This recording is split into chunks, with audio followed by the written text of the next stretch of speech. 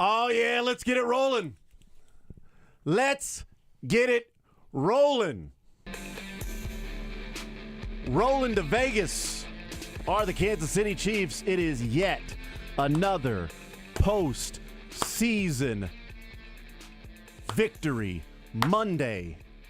And I had planned on wearing my Jet Chip Wasp shirt today, and I forgot. And I see that Josh is wearing his Jet Chip Wasp shirt today. I got us covered. And I'm wearing my Super Bowl shirt that I got in Miami when the Chiefs were getting ready to play the 49ers. That's LIV. Oh, that's when they beat the 49ers? Little did I know when I bought this shirt that I would wear it 3 more times. Woo! Representing the Chiefs going to the Super Bowl on a Monday. You see, I've worn the same shirt / pullover every Friday since the Christmas Day game. Wow. The same one. And I've worn this shirt every Monday after the Super Bowl or after the AFC Championship game since the first one when I got this in Miami. I love the thought process. But I was thinking about wearing Jet Chip Wasp. My son woke up this morning, put on his Chiefs and 49ers Super Bowl shirt. Yes! Chiefs versus 49ers. He was like, Dad, I got that shirt already. Said, rematch, baby. Bring it on. To hell with anybody that doubted these Chiefs. Yeah. To hell with anybody that didn't think they would go to Baltimore and win. Idiots. Now, for full disclosure, you and I picked the Ravens to win. Yeah, we did. I picked them 26-24. And we said, what percentage? And I said 51-49. Yeah. Percentage confidence in that would happen. 50-50 game. Here is something that will never happen again. Is me picking against the Chiefs in the playoffs. My record in picking the Chiefs in the playoffs is 13-4. My record when picking the Chiefs games straight up, win or losing in the playoffs, is 13-4. I feel really good about that record. Great record. Don't feel great about doubting Patrick Mahomes and the Chiefs. Not that I doubted Patrick Mahomes. I didn't doubt Patrick Mahomes. Just thought, and I wouldn't bet him. I bet on the Chiefs. We were very clear about this. I bet on the Chiefs. Very clear about this. My wallet was perfectly fine betting on the Chiefs yesterday. We did not bet against Patrick Mahomes. We did not bet against the Kansas City Chiefs. We just provided a little bulletin board material. A little nobody believes in us. Trying to do our part. You're welcome. Grab a mother bleeping row, everybody. Grab an oar. Let's row. Chiefs Kingdom. Let's row. If you didn't grab an oar, the hell out. If you picked the Chiefs to win, you don't believe. I'm trying to help here, okay? Call me Justin Tucker. Call me Mallet, whatever his first name is. I have no idea what his name is. Don't need it. Got hit with a mallet is what he did. Damn right. Right across the face. Smack. Got hit with an MVS punch. Bang! Bleeped around and found out. Bleeped around before the game. Oh, we're going to be the bullies. Oh, we're going to bully you. We're going to come into your warm-up. Try to play a mind game. We're going to say you put your pants on the same as everybody else. I'm going to act like I got a camera in your room to see how you put your pants on. Yeah, that's right. Yeah. That's creepy. I'm creepy as hell. I watch you put your pants on, Patrick, and I know for a fact you do it the same as everybody else. Oh, we're going to push you around. We're going to punk you. We're going to make the same mistake the Bengals made last year. We're going to act like we are the tougher team. We're going to act like we can intimidate the dynastic Chiefs. We're going to act like we can intimidate the competitive prick. And Travis Kelce, who was on a mission to piss everybody off this year, including Jack Cochran and his own defense in training camp. You're going to bully them around? That's the team you're going to go in and say, we're going to prove how tough we are. Well, guess what? What? You woke up today the same as the Bengals who left Burrowhead last year. Tail between their legs, all sad and bleep at the post-game press conference. Oh, sniffling. We were going to, it's tough, man. It's tough. Tough. You thought you were going to bully the Chiefs? You thought you were going to intimidate the Super Bowl champs? Foolish. You intimidated them to personal foul after personal foul, to fumble, to interception, to panic, to not running the football, genius Monken. Oh, you intimidated your ass right on to Cancun. 1, 2, 3 turnovers, Cancun. Enjoy it. Enjoy it. I did my part. Josh, you did your part. You're welcome. Dylan, the hell out of here. You picked the Chiefs to win. You are not trying to help this team. Listen, Dylan, it was selfish what you did, but I understand. I'm going to be right. Also, look, he's new here. We had to put a little skin on the game here. Come on, This is for us putting our necks out. Dylan, next year don't let it happen again. Next year, you're picking whoever the Chiefs play in the AFC Championship game, and you will be wrong. We dominated the 49ers. Oh, we beat down the Dolphins. You know who the Chiefs aren't? The 49ers and the Dolphins. You know who the Ravens are? Who nobody thought they were but the Chiefs. And they didn't let them off the hook. 10 points. Lamar, 10. A 10. A 10. A bleeping 10. 10. What was your favorite Millette karma moment? Was it the blowing the coverage against MVS or getting sent into another universe by Rashee Rice? Well, here's the thing. I love both of them. My favorite was getting sent to another universe by Rashee Rice because Millette wanted to take on the entire secondary and then wanted to throw a punch at Jalen Watson. And then woke up thinking he was he was at the Super Bowl, I think. He thought he was already in Vegas. That's right. He woke up like, where am I? I could have, how are we losing? I could have sworn we were going to bully this team. Oh, it's great. They brought everybody. They brought Ray Lewis. They brought Terrell Suggs. They didn't bring their offense, though. The only Arthur I respect is an aardvark. I like how Terrell Suggs wore his Chiefs Super Bowl ring out there. That's what I like to imagine. The Chiefs should bring him out in Vegas. No. I will say that. No, keep his ass in Baltimore. You chose your side. He didn't even wear a Baltimore anything. There wasn't a shred of Baltimore clothing on him, which is wild because it's like they invited you. I know you played for the Chiefs, but you kind of throw that to the side just a bit for a day. Now you picked your horse. Right on out of here with that horse. Right on into the sunset like Jared Allen when he retired. Right on out. You picked your horse. You rode that horse right to a loss, baby. Right to a loss. Ravens are going to dominate the Chiefs. Ravens are going to destroy the Chiefs. We haven't seen a team like the Ravens in a long time. This might be the best collection of players we have ever seen. I did my part. I sent the audio of me saying 26-24 Ravens with a 51% confidence rate to Travis Kelce and Patrick Mahomes. Yep. I texted him. Hey, guys, what's up? Yo. Here's just something that somebody said, in case you didn't know. I sent my prediction to Kadarius Toney, so I'm not actually sure that it got there. But he saw it. You mean Kadarius Reynolds for the Lions? No, I don't want to make fun of the Lions. I can't. Josh Toney? I can't do it. I don't have the heart or the kneecaps.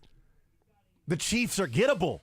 Yeah. This is the year. Uh-huh. The Chiefs are no longer the Chiefs. The window's closed.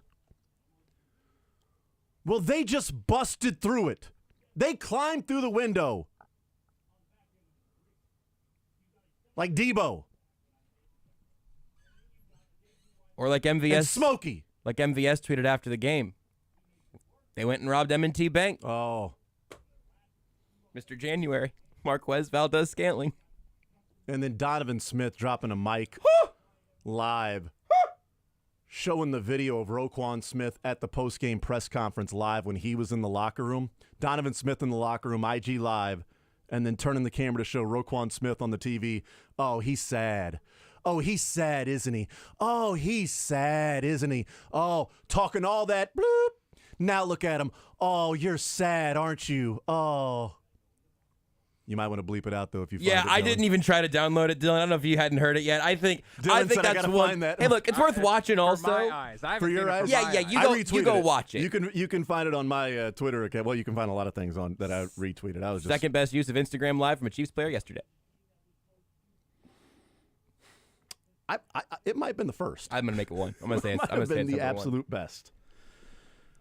I will tell you this moving forward. I don't care if it's a rebuilding year or a down year. Yeah. There's no doubting this team moving forward for me. I will pick the Chiefs to beat the 49ers today, tomorrow, Wednesday, Thursday, Friday, Saturday, Sunday, Monday, Tuesday, Wednesday, Thursday, Friday, Saturday, Sunday as well. Neither of those teams that played last night are beating this team. Yes. Neither of those teams that played last night are beating this team. This is what a down year looks like. This is what an organization looks like when top to bottom, they know what they're doing. From the owner to the front office executives, to the head coach, to the assistant coaches, to the GOAT quarterback, to the GOAT tight end, to players stepping up. To the GOAT of the offense this season, Marquez Valdez-Scantling, Yes. lowercase GOAT, all the way through. 100%. 100%. In MVS, there's a playoff MVS. Yep. And there's a playoff Travis Kelce. Because that man went 11 for 11 yesterday. 11 targets, 11 catches, 116 yards. And let me tell you, 3 of those catches were brilliant. Brilliant. Maybe the most forgotten play of yesterday that I, going back this morning and going back through my notes just so I can remember things that took place early in the game. The stones of Andy Reid, 4th and 2 at the Baltimore 42-yard line. Not to just punt it or attempt a, 60-yard field goal. To go for it, knowing you would be giving a short field to the Ravens that the defense just got a 3 and out. Mm-hmm. Your offense was driving. Unfortunately, you started at your own 13-yard line. So all the yards you picked up, you would have already been in field goal range if you didn't start at the 13. Hell of a kick. But at 4th and 2, the throw from Mahomes on the run to Kelce, who was guarded, and Kelce making that. We've seen Kelce drop passes this year, uncharacteristically. He dropped 3 of them against the Dolphins. Easy catches. And when he caught that pass, I wish I could have rewound to Friday and said, I'm picking the Chiefs. Mm-hmm. That catch there told me this game's different. Because that wasn't an easy catch. And quite frankly, we've seen Travis drop some contested catches this year. We've seen him drop some uncontested catches. We've seen him drop those too. And that was before he caught the touchdown on the back shoulder falling into the end zone. That was before the diving catch on 3rd down when the Chiefs got the final 3 points that they scored. Yeah. The 15th, 16th, and 17th points when Mahomes, through that, took a wicked hit below the knees. Another uncalled roughing the passer. Mm-hmm. Oh, Mahomes gets all the roughing the passer calls. Well, he got 2 legit roughing the passer calls, and he had 2 that weren't called. That hit at the knees, and the other one when apparently he's a contortionist. Unbelievable. And is going to play the role of put him in a suitcase in Ocean's 15. He'll be in Cirque du Soleil. Absolutely. Next weekend, actually. The Ocean's 15 is for Patrick Mahomes. I like that. He'll be the contortionist that you put in the suitcase and he opens up the suitcase in the safe. And Bobby Stroop, by the way. Stroop, I apologize. Stroop, I think. I think it's Stroop, yeah, my bad. Maybe the best marketing video you could put out there ever was that video that he released. You are what you do. Yeah. And people are like, what, take a sack? Some douche Ravens fan. I'm pretty sure he got sacked there. I'm pretty sure he missed the point. I think Bobby's been able to. Told you you're a jackass. He's been on a victory lap tour for a little bit now of just like watching Patrick Mahomes' lower body move at angles that lower bodies don't move in, and it's like, wow, what incredible luck and just incredible tendons to survive that moment. And like, here's a workout that Patrick Mahomes is doing in 2012 to make sure his ankles could flex in all directions. What, Bobby?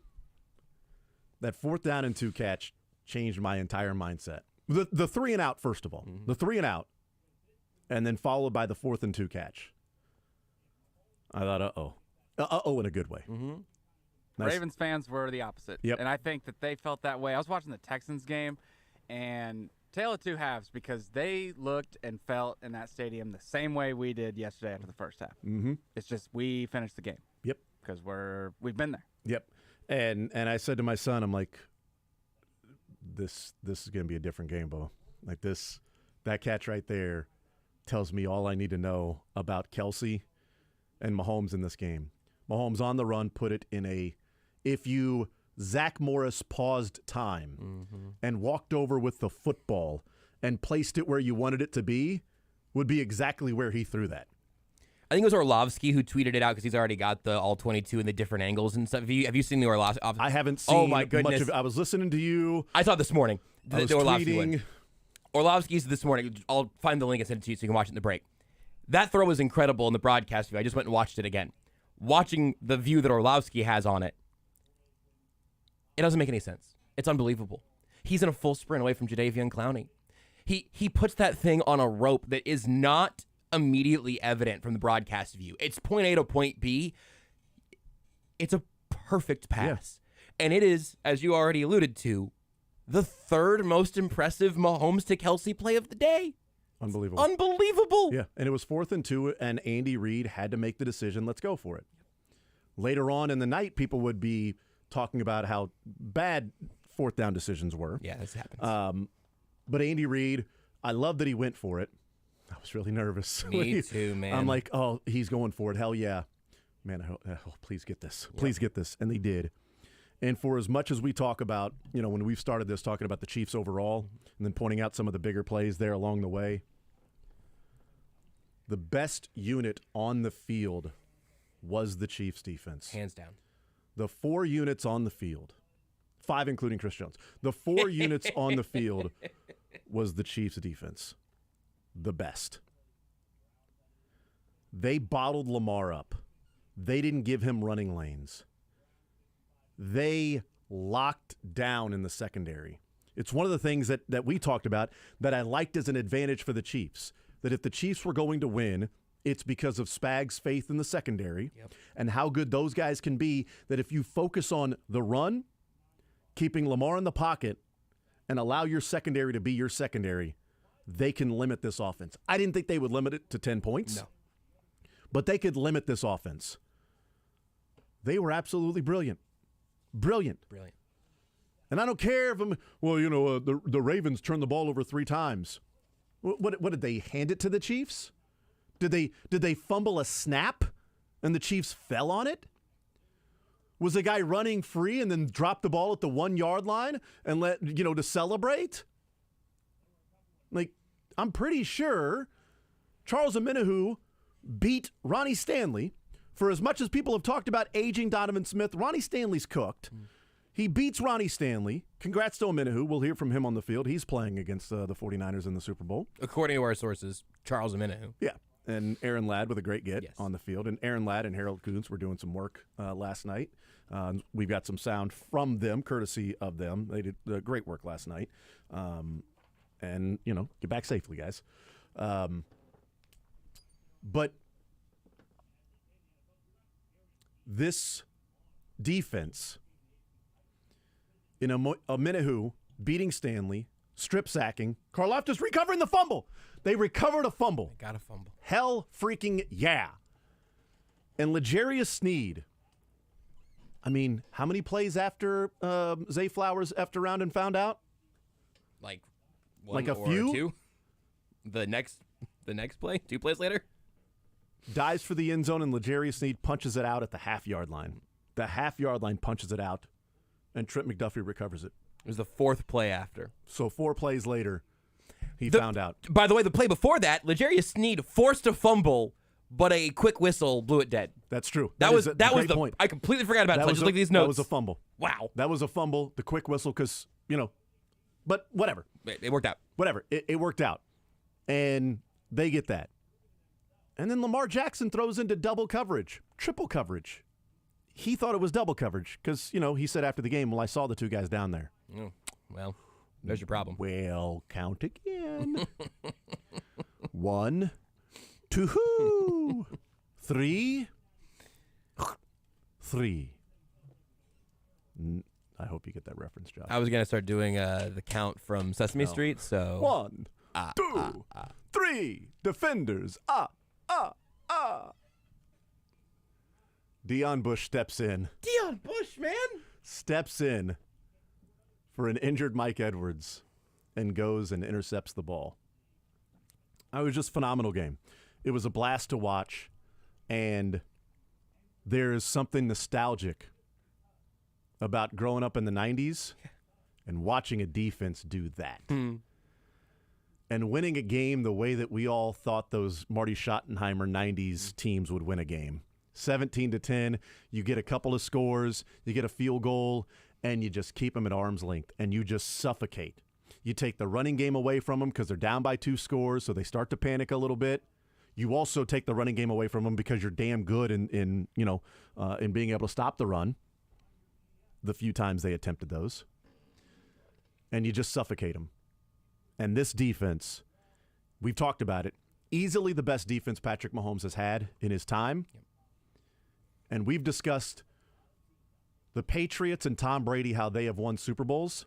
And it's like, man, it'd be nice if Patrick Mahomes doesn't have to go out there and score 30 points every freaking game to go and win a Super Bowl. I mean, Brady won a Super Bowl 13-3 against the Rams. Right. I mean, come on. Those Tom Brady game-winning drives were field goals.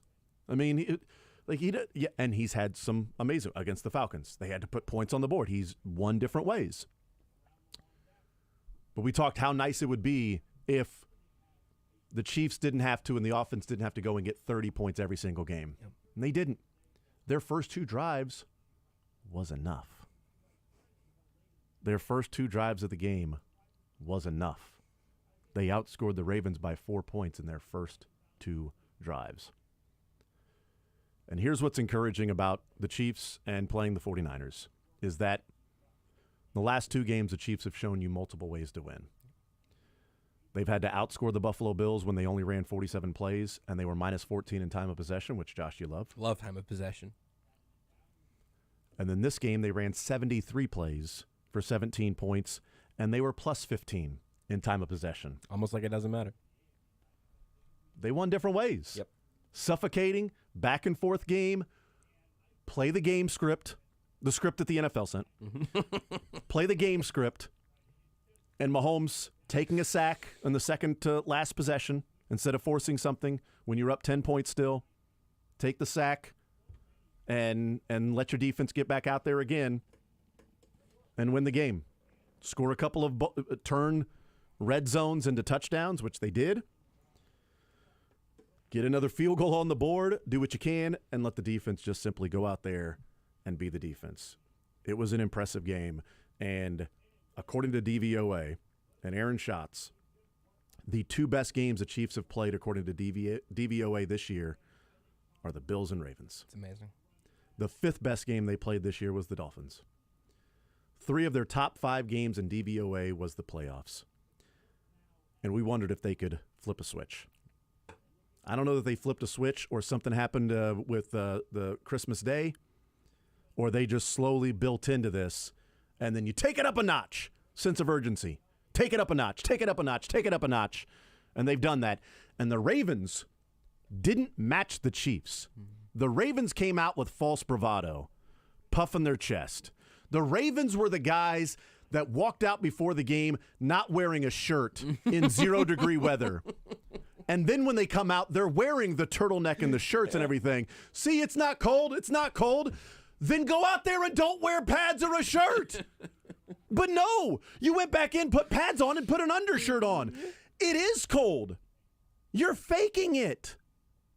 It's fake tough stuff. The Chiefs were the bullies. The Chiefs were the more physical team. The Chiefs were the tougher team because toughness isn't just, well, I'm going to try to hit you after the whistle. Right. Toughness is keeping your head, keeping your composure when everything is crumbling around you. That's the toughness that the Chiefs have showed time and time again. And I'll be damned if somebody doubts this team again. I'm going to do my part. Niners 50, Chiefs nothing. You're welcome, America. We'll take a timeout. We'll come back. I do want to open the phone lines. We'll take your phone calls. A lot of sound that I want to hear. We'll hear from Field Yates coming up at noon. We will hear from Andy Reid today as well. Mick Schaefer joins us. More Zone right after this.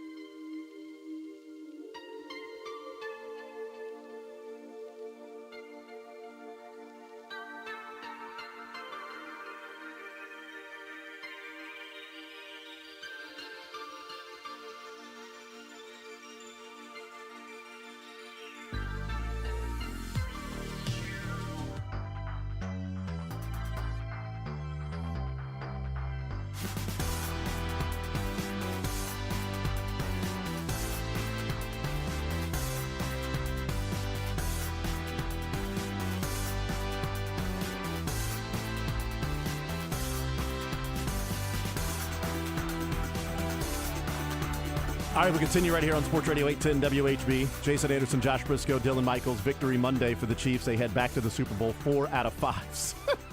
I can't even say it without thinking how absurd it is. 4 out of 5. This team is going to the Super Bowl. And they got a chance to win 3 out of 5 years winning the Super Bowl. It's unthinkable. It's impossible. It's the thing I had to yell at the beginning of postgame last night, and it's the thing. I don't know if you also go through this, or if this is just my own sort of neuroses, where like if I will quadruple check a thing that doesn't seem quite right just before I say it on the radio, because sometimes it just it's out, and now I don't want to put out bad info. I'll say dumb stuff all day, but like factually speaking, I don't want to say something straight up wrong. I opened the show last night with my notes saying, for the 4th time in 5 years, the Kansas City Chiefs are going to the Super Bowl. I had the Chiefs playoff history Pro Football Reference page on the other side of my screen, making sure that I'd gotten that right, because I saw somebody else tweet it, and then I double-checked it, and then I wrote it down, and then I triple-checked it. And then this morning, when the Chiefs tweeted out, we're going to our 5th Super Bowl, or 4th Super Bowl in 5 years, I saw that and was like relieved. Like, oh, well, the Chiefs tweeted it, it's got to be true. Because it just feels impossible. That's unbelievable. I mean, Jason Kelsey on the field last night was wrong. He said this is their 4th Super Bowl in 6 years. I mean, technically he's wrong, but, right. But you can also say it's their 4th Super Bowl in 20 years. Right. It's their 4th in 5 years. It's 6 AFC championship games every single year. Patrick Mahomes starts. What are we doing? It's unbelievable. I mentioned DVOA, the Chiefs, and their 2 best games in DVOA this year came in the last 2 weeks against the Bills and against the Ravens. I mean, think about that. Their best 2 games, according to DVOA, are the last 2 weeks that they've played in the division. On the road, by the way. Yeah. Can't wait to see Mahomes go on the road. Yeah. The last 2 weeks, that's what it's been. They didn't score in the second half. According to DVOA, the 2023 Ravens and the 2007 Patriots are both among the 5 greatest NFL teams of all time. They both held their opponents to 17 points. They both lost that game. Wow. Because Spags was on the other side. Wow. Greatest offenses, and their defense held the other team to only 17 points.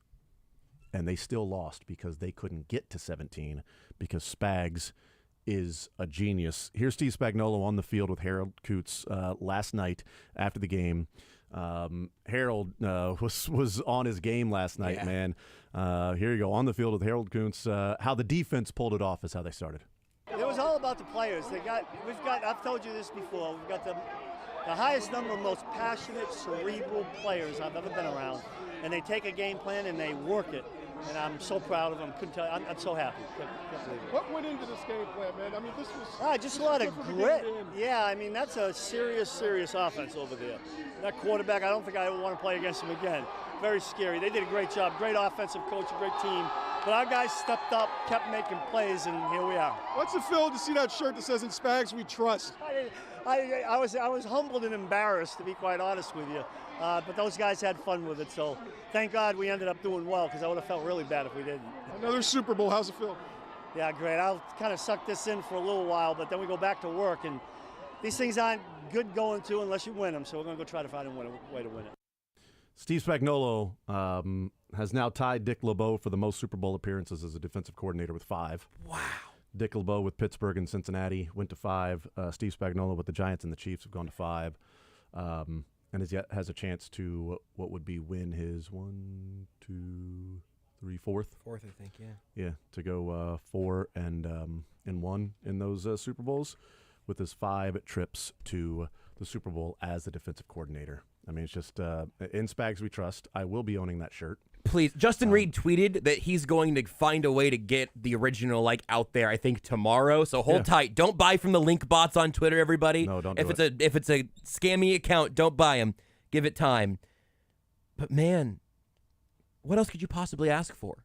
As a schemer, as a teacher, as a talent evaluator, and then as a guy and a leader, also as a older coach who's about the same age as Andy Reid, who's probably not going to go be a head coach again. I think it was Robert Mays who tweeted today that behind Mahomes and trading up to get him, that landing Steve Spagnuolo might have been the second most important piece of this Chiefs dynasty. Now, that's Hill and Kelsey predate Mahomes, so you can kind of cut that line off wherever you want. Yeah. Obviously, so does Andy Reid. But in terms of what Andy Reid did from 2017 on, I don't know that you can overstate what Steve Spagnuolo has done to this team. It's unfathomable. 913-381-0810. We'll try to get to as many calls as we can, but we got a lot of stuff to get to as the Chiefs are heading back to the Super Bowl. Jerry leading us off here in the zone on this Victory Monday. Jerry, go right ahead. What's on your mind, sir? Happy Victory Monday, guys. And to you as well, Jerry. Once I started listening to you guys, I had no desire to bust your chops at all. I already called Dylan last night and thanked him for picking the Chiefs. He said, "You're the fifth caller. Do you want to talk?" And I said, "No, I don't want to talk to nobody. I just wanted to call and thank you for picking the Chiefs as I did." He's like, "I'm going down with the ship." Hey, you know what? You should have thanked us. We offered the motivation. Well, here's where my thanks comes in. Because of your the first one is Nick Allegretti and MVS, man. Stories of redemption. That's awesome. The second part, poetic justice, Patrick Mahomes and Travis Kelce. What else could it be? The overrated whiners, you know it's got to be Lamar Jackson and Zay Flowers. That just blew my mind what happened to them guys. And I thought it was really cool that L'Jarius was able to get his touchdown back by making somebody else lose theirs. Isn't that so cool? There you go. Yeah, that's right.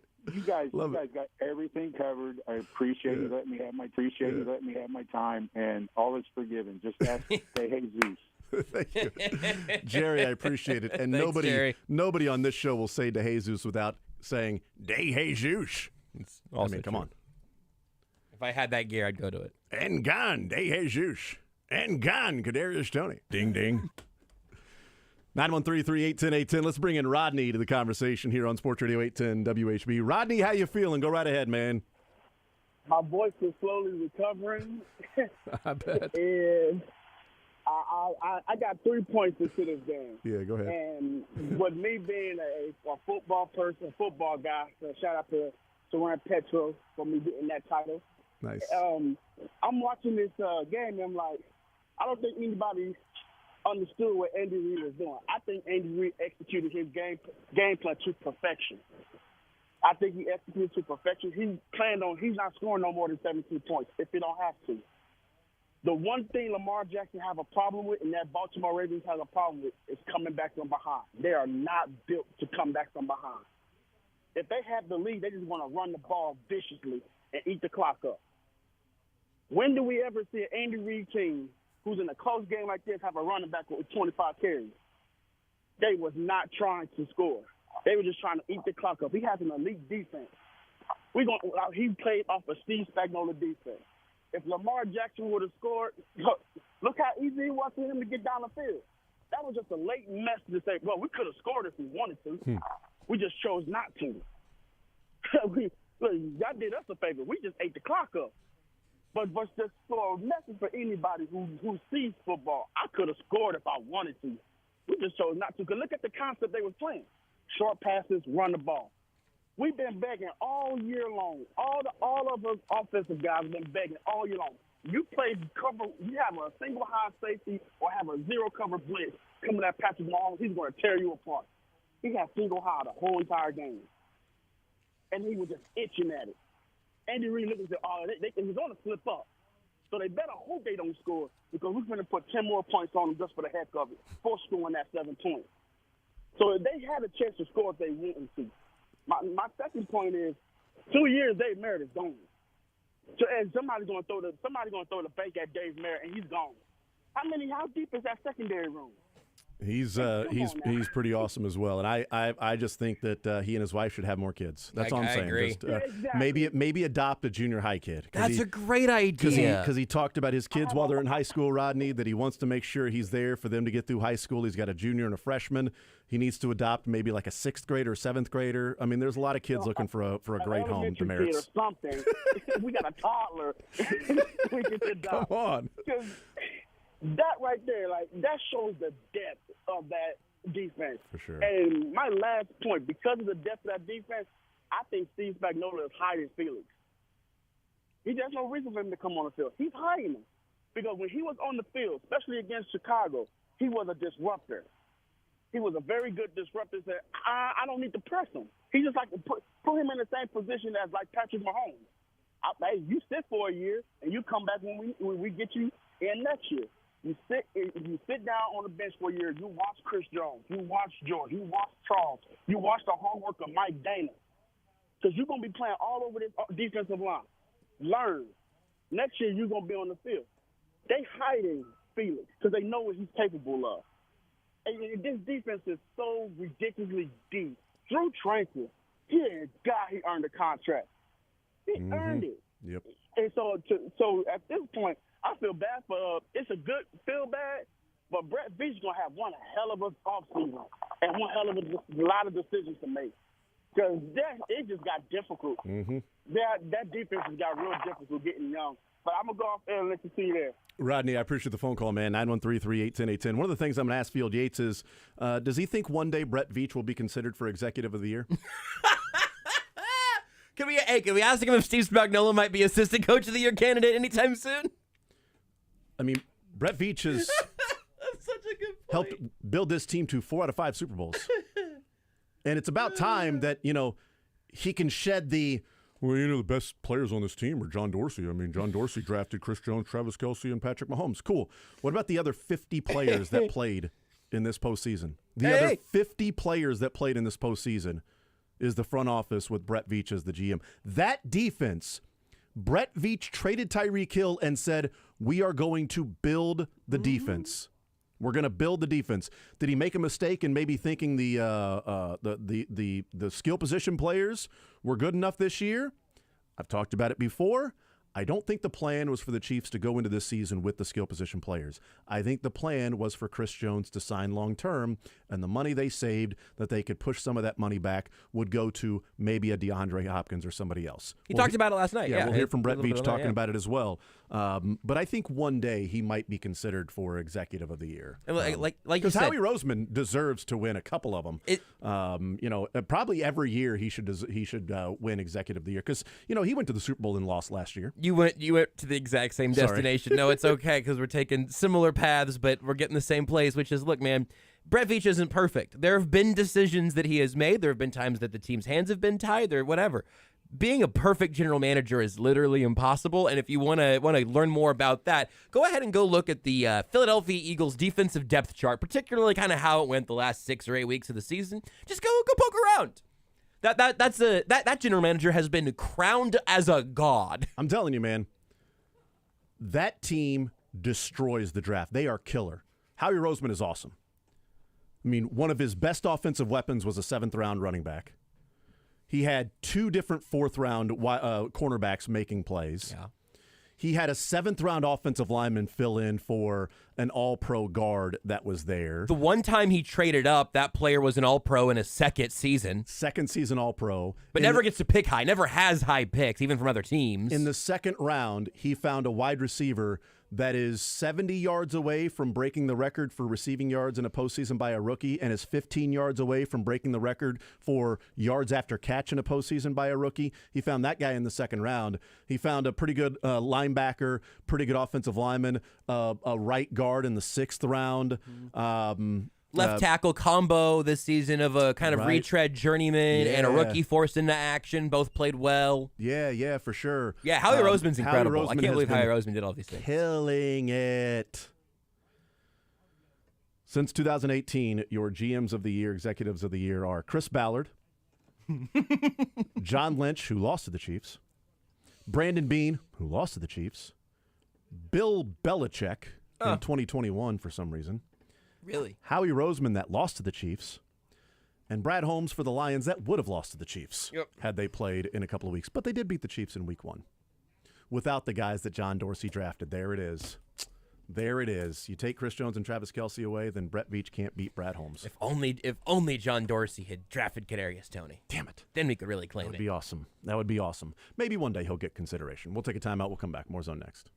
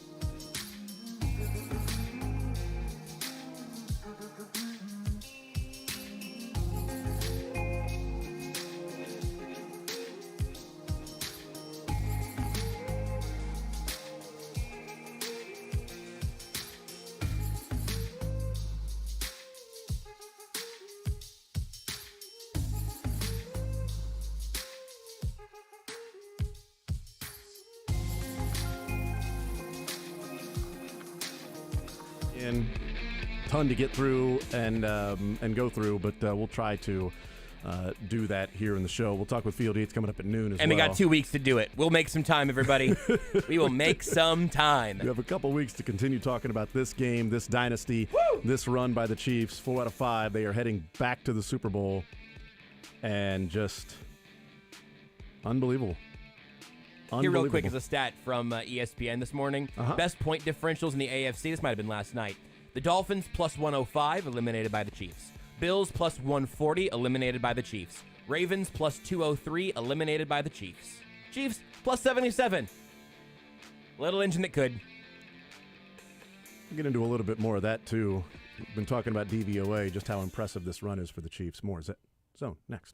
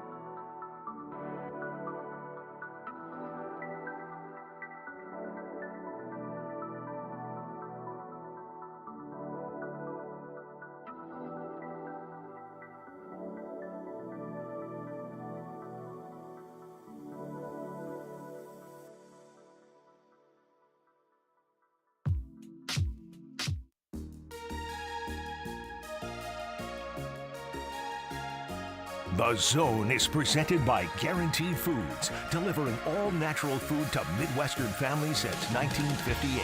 Enjoy healthier food, more free time, free delivery, and better value. Go to GuaranteedFoods.com.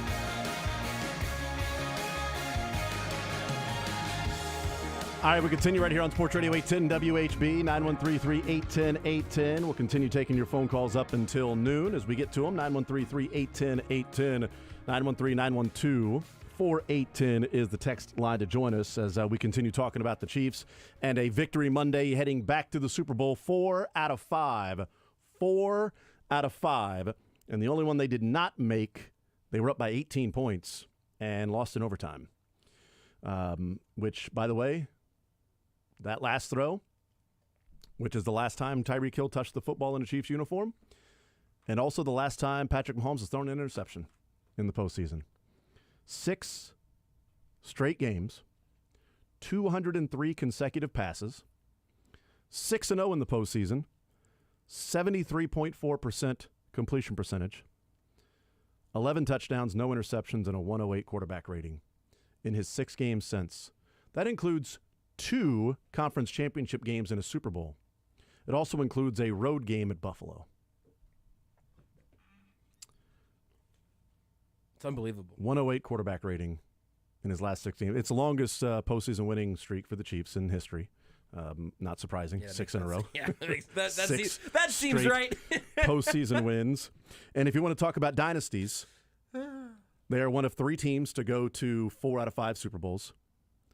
The Buffalo Bills, that did not win one of them.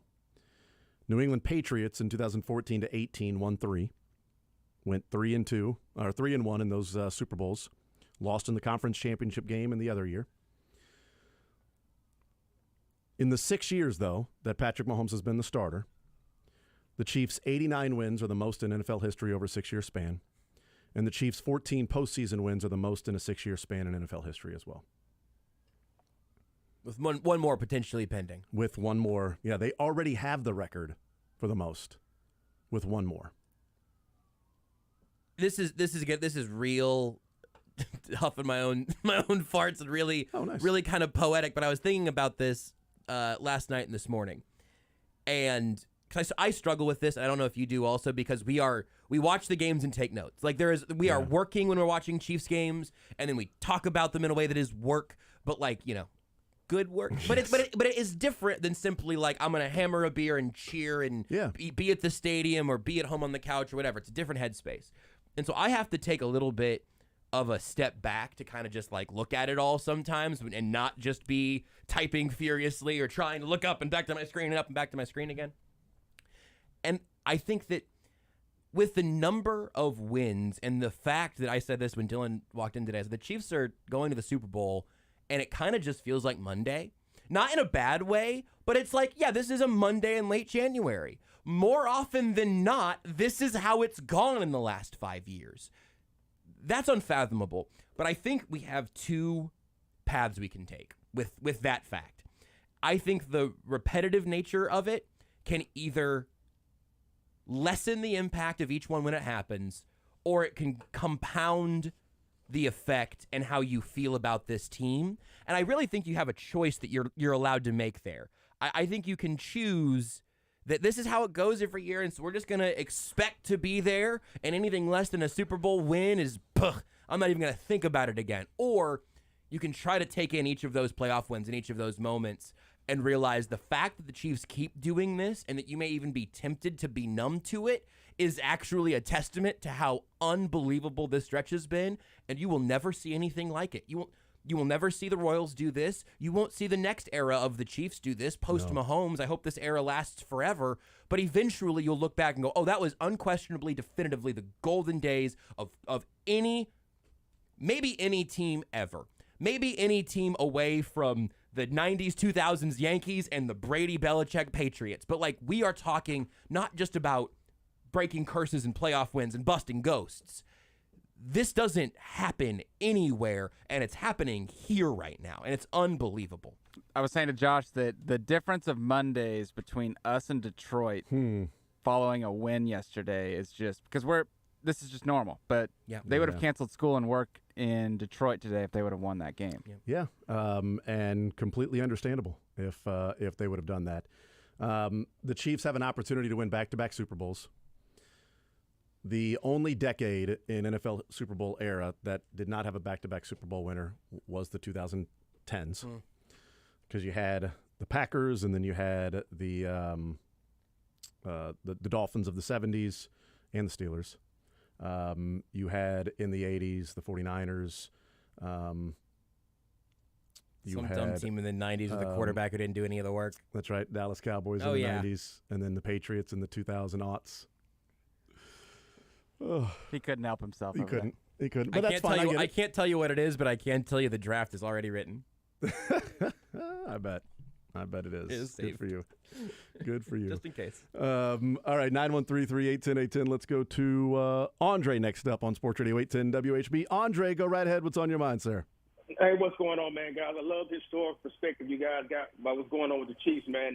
It makes me think about Travis Kelce and what a day he had yesterday. Man, I mean, you're a 34-year-old tight end, man, and you wake up on Championship Sunday and you going against what they say is one of the best defenses, 2 all-pro caliber linebackers, all-pro caliber safety, and you're a 34-year-old tight end going into that game. You go out and you put a game up like that, 11 target, 11 catches in the AFC Championship game.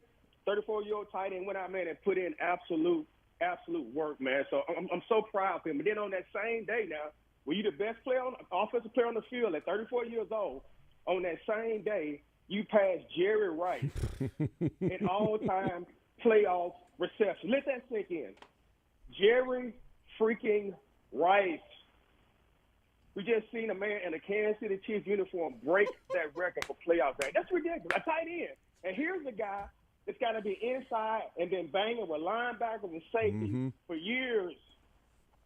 And now he has an all-time playoff record, bro. Jerry, that is incredible. I love Kelce, man. I've been watching him, but when they threw that number up there about the Jerry Rice thing, I had no idea. That's what I've been watching for the last couple of years. Is him putting together a resume like that. And his leadership and the way he went out and played and stepped up early in that game set the tone for that team. He set the tone for that team. That's leadership in action. That's not word. That's going out and playing the game full bore and providing real leadership in action, man. So big ups to Kelce, man. Big ups to the Chiefs. I just got to call out the OG, man, 34 years old, going out there putting in work and being the best offensive player on the field. Andre, I think it's legendary status, man. Andre, legendary status. One more for you before you get out of here. As you mentioned, the receptions, Kelce also had 100 yards in the game, which is his 8th postseason 100-yard game, which ties Jerry Rice for the most all time. It's ridiculous, man. He's his brother. He's in a Kansas City Chief uniform, man. Yeah. And we've watched this thing for years, and this guy is now number one. Anytime you pass Jerry Rice on anything, a tight end, he's done that, man. He's done that. So then, and his leadership, man, I'm telling you, is a big part of what's happened with the Kansas City Chiefs. Guys like that, guys with that type of leadership, they're going to lay it on line and go play the game of football the way it's supposed to be played, is the reason why this team has had a lot of success. It helps passion, it helps everybody. When you got somebody that's leading your team to go out and plays that way. He's not just talking. He plays that way. And the numbers show that. So, man, that's all I got, man. Big ups Kansas City, man. Looking forward to Vegas. I think we're looking real good. If you're a quarterback, you drop back in the pocket, and you got a target Snead, or you got a target number 22, you got a problem, right? So we got 2 great cornerbacks. I think we're going to do great in the ball. I think that's put us on Debo and Ayuk, and I think we can handle the rest, man. So I'm looking forward to the ball, man. You guys have a great day, man. Thanks for taking my call. Andre, appreciate it, man. Great stuff. And, no problem pointing out the brilliance and the greatness of Travis Kelce. I can't wait to buy all the 87 GOAT merch that'll be coming out in the future from Travis. So, damn right. You don't talk about guys passing Jerry Rice and things because you don't pass Jerry Rice and things. That's not a thing that people do. Most receptions all time in the playoffs. Travis Kelce, 156. Jerry Rice, 151. Julian Edelman, 118. Nobody else with more than 100. In the history of the game, he's got 156. Gronk has 98. He's a postseason run away from, doubling Gronk in the postseason. And 8 different 100-yard receiving games in the postseason, which is tied with Jerry Rice for the most all time. And if you want to throw some more in there, his last 12 playoff games, Travis Kelce, his last 12 playoff games. This is not a full season. This is 12 games in the postseason. Last 12. 104 receptions, 1,200 yards, and 13 touchdowns in his last 12 postseason games. He's 5 postseason games away from what would be a full season in this stretch in which he has already had 104 receptions and 13 touchdowns in 12 games and 1,200 yards receiving. It's the greatest postseason duo in NFL history, and there is no debate anymore. It was Montana Rice. It was Brady Gronk. And these two have surpassed that because of the numbers Mahomes is putting up in the postseason and the numbers that Travis Kelce is putting up in the postseason. The best, the most prolific postseason playoff quarterback receiver combo in the history of the game is living right down the street. In a Kansas City Chiefs uniform, like you said. Yeah. It does not compute. Is a 30-minute drive from anywhere in the Kansas City area. It's like their house is just right there. Right? You got to go a long way to find Jerry Rice's house. Yeah. Or Joe Montana's house. The other thing that's wild about Montana, Rice, Brady, Gronk, etc., is that for me, the novelty of the phrase, like he just said, in a Kansas City Chiefs uniform has not worn off. Because the coolest players I was seeing in a Kansas City Chiefs uniform in my heyday of growing up and learning about how incredible this team was were great running backs. Dwayne Bowe was so cool that it revolutionized the way I was watching this football team. The Niners and Patriots, you turn on the TV and you go, well, the Niners are playing or the Patriots are playing. These are great teams, even if they're not at their peak right now. These are teams with storied histories. And then over here is like the Chiefs. That every kid growing up now, the Chiefs are what the Patriots were to us, or what the Niners were to those Patriots teams. Mm-hmm. You're going to talk about the Chiefs uniforms in 20 years as being, those uniforms still scare me. You know, that arrowhead on the helmet still spooks me, even though Mahomes and Kelce aren't there. It changes the view of this franchise from history and all the way into the future of history forever. It's unbelievable. I want to play a couple clips here. One, you talked about sort of the Super Bowls coming and going, and either becoming numb or building on just how great it feels, and just the sitting back and just this surreal feeling of this whole thing. Here's Patrick Mahomes on being asked about making another Super Bowl, and him talking about appreciating every one of these. You don't take it for granted either. You never know how many you're going to get to, if you're going to get to any. It truly is special. Just to do it with these guys after what we've been through all season long, guys coming together, it really is special. I told them, the job's not done. Our job now is to prepare ourselves to play a good football team in the Super Bowl and try to get that ring. I want to hear Kelce on the field with Jeff Darlington, but a couple of Mahomes stats just for S's and G's. Second best win percentage all time in playoff history with at least 10 starts behind Bart Starr. Second most 100-plus passer rating games. In his 17 games started in the postseason, 12 of those have had a passer rating of 100 or more. Tom Brady has the record with 19. Patrick Mahomes is already in second place with 12. 12 of his 17 games. His 14-3 record is the best of all time. His 67.4% completion, these are minimum 10 starts in the postseason. His 67.4% completion percentage in the postseason is second best all time. His 282.5 yards passing is the fifth best of all time. His touchdown interception ratio of 39-7 is the best of all time. And his quarterback rating in the postseason of 106.3 is the best of all time. Oh, by the way, we just went through all the things about Travis Kelce. We're in the territory right now of he doesn't have to even get to 5. If he does a three-peat or an undefeated season, it's over. He's past Brady. Yeah. Like I've said about LeBron, he doesn't need to get to 6 to be the GOAT. Nope. And I don't think I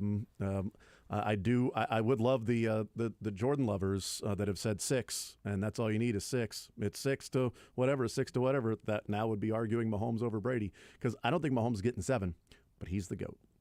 Mahomes is the best we've ever seen play that position. That sentence is true. That I don't think you can argue right now. He's the best we've ever seen play the position. The only argument against him being the greatest right now is that he's 28 years old. Yeah, that's it. The only argument is 5 fewer rings. But that he's right, which is a lot. Right, but he can't. He couldn't have won 5 more rings even if he would have beaten Brady 2 more times and beaten Burrow 1 more time. The best he could be since he came into the league is tied with Brady right now. Right. At 6 rings. Actually, you know what? After it would be 6-5 because he would have beaten Brady when he got the ring, and then one back, and then beaten Brady in the Super Bowl. So he would take 2. So Mahomes could, in theory, if he wasn't such a scrub in the postseason, what a bum, could have 6 Super Bowls to Brady's 5. Oh man, he sucks. Here's Travis Kelce on the field with Jeff Darlington after the game was over last night. Travis, another Super Bowl in a year that perhaps to some felt like the unlikeliest chance that you guys had. What do you say about that? The Chiefs are still the Chiefs, baby. And damn, it feels good to be on this team, man. There's a lot of camaraderie on this team, man. We had to really circle the wagons And, man, it feels good to be at this point, but we got one more. At what point did you feel like this team could be standing in this situation right now? Training camp. You can see how we meshed together. We just had to go through some learning, just some woes, and throughout the season, some ups and downs, and I'm just super proud of these guys, man. I want to call it the Travis Kelce era, but it also is the Patrick Mahomes era. He has gone to 4 Super Bowls in his first 6 years. What can you say about your quarterback? the best in the world, baby. You can't say enough great things about Pat, and no better than that last throw right there to Marquez. And man, it was great to see him show up and make sure he just quieted all the haters, baby. All the haters that he felt during the season. It seemed like a very hostile environment here. What was it like? Man, I can't thank Baltimore enough, man. They made it an absolute madhouse in here. All the ex-players coming back, it was crazy, man. But I'll tell you what, it makes it feel that much better that we came in here and got the dub. Going back to the Super Bowl. You know it, baby. Brought Lamar back home, and we're about to go get another Super Bowl, baby. Let's get it. So, Travis Kelce and Jason Kelce after the game, embracing. There's a lot of videos out there that people got. And the best one that I could make out what they were saying, there's a part in there where I don't know what he said, but he said, you're the best in the world. I know it wasn't easy. I know it was a hard year. You guys, and then it's muffled. And then he says, finish this mother bleeper. But here's one of the takeaways I had from that. If you watch the video, Kelce's pumped. He's excited. He's walking over there with Taylor Swift, and he's like, how about that? And they're hugging. And Jason starts talking to him. And you see when Travis Kelce cracks and starts crying. He started with a joke. He started by saying, "Why'd you keep your shirt on this time, big guy?" Something like that. But when Travis Kelce cracked, this will tell you a little bit of behind the scenes. Give us more of an indication of what life has been like for Travis. When he cracked is when his brother said, I know it wasn't easy. I know it's been a hard year. And Kelce just started crying then. I think you can that little bit says, and he said, I brought this on myself. I brought this on myself. I understand that. I brought this on myself. But I think that moment where Jason acknowledges there, hey, man, you guys are doing this. You're the best in the world. I know it wasn't easy. I know it's been a hard year. And Kelce just cracks and starts crying. That whole sequence was so good. If It's you haven't awesome. seen the video, that one's worth finding also. Because the guy's balancing, his entire life, that is now one of the more famous people in the world because he's dating Taylor Swift and the greatest tight end that ever lived, and trying to go about his business and continuing to win, and all of the attention being on the football team and how they are struggling, how he's struggling, how he didn't get to 1,000 yards. He's dropping the ball. He looks slow. He looks old. And is he going to retire? He's more interested in what's going on off the field, and Taylor Swift is distracting this team and all of that stuff. And yet here they are heading to Vegas to take on the 49ers in the Super Bowl. And not that we needed to see it again last night to understand this was a good trade-off or whatever. But I'm okay passing up those extra 16 for that week of rest with what he has looked like in these 3 weeks. And now, do you know what Travis Kelce gets? Another week of not playing football before he plays football again. He might run a 4-4 out there on next Sunday, man. I don't know. Against the best coverage linebacker in the NFL. Woo! It's a fun matchup, man. A fun matchup. Now, Kyle Hamilton didn't give up a touchdown to a tight end he covered all year until the first drive he had to cover Travis Kelce. So that's a good point. I liked what Jerry said is that, last week L'Jarius Sneed allowed his first touchdown on the season, and then he took one away against the Ravens. So now he's back at 0. It's a great point. Let's bring in JJ to the conversation here on Sports Radio 810 WHB. JJ, go right ahead, man. What's on your mind? Floor is yours. Hey, how about those Chiefs, man? What a game last night. How about this defense? Drew Tranquil, Sneed. Hey, Zeus Flowers, Thomas, you know what? Don't get up and taunt us. Thank you, Baltimore. We appreciate you guys. Way to poke the bear. Justin Tucker, leaving your stuff. You're taking stuff in the end zone when we're warming up. That's great. Gosh, they just want to make us mad, and they got it, baby. They got the best of the Chiefs. Hey, and as Rick Flair says, to be the man, you got to beat the man. And guess what? We're going to get to the Super Bowl, baby. Let's go. Hey, KC, embrace the hate. Let them doubt us. Let them take San Francisco. Hey, because you know what? At the end of the day, we got the best quarterback in the NFL. We got the best tight end, and our defense is the best. another Super Bowl, baby. Thanks for taking the call. Love the show, and I'll listen off air. Appreciate it, guys.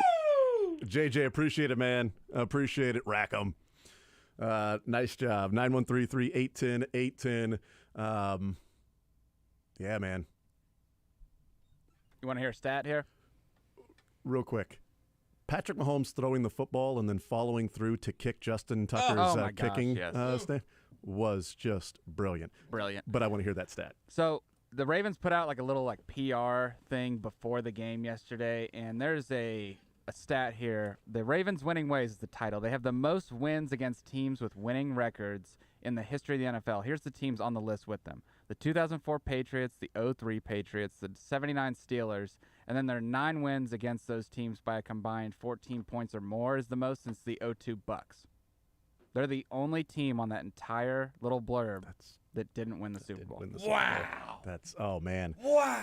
I was listening, and as soon as you said they're the only team, I'm like, oh, dude, everybody else won the Super Bowl. Everybody else went to the ship. We're going to the ship. Everybody else at least got there. I mean, they didn't even get there. By the way, the fact that this game was played in Baltimore, and anybody that's a fan of The Wire, the fact that the Chiefs tweeted out after the game was over, if you come at the King, you best not miss. Wow, that went right over my head.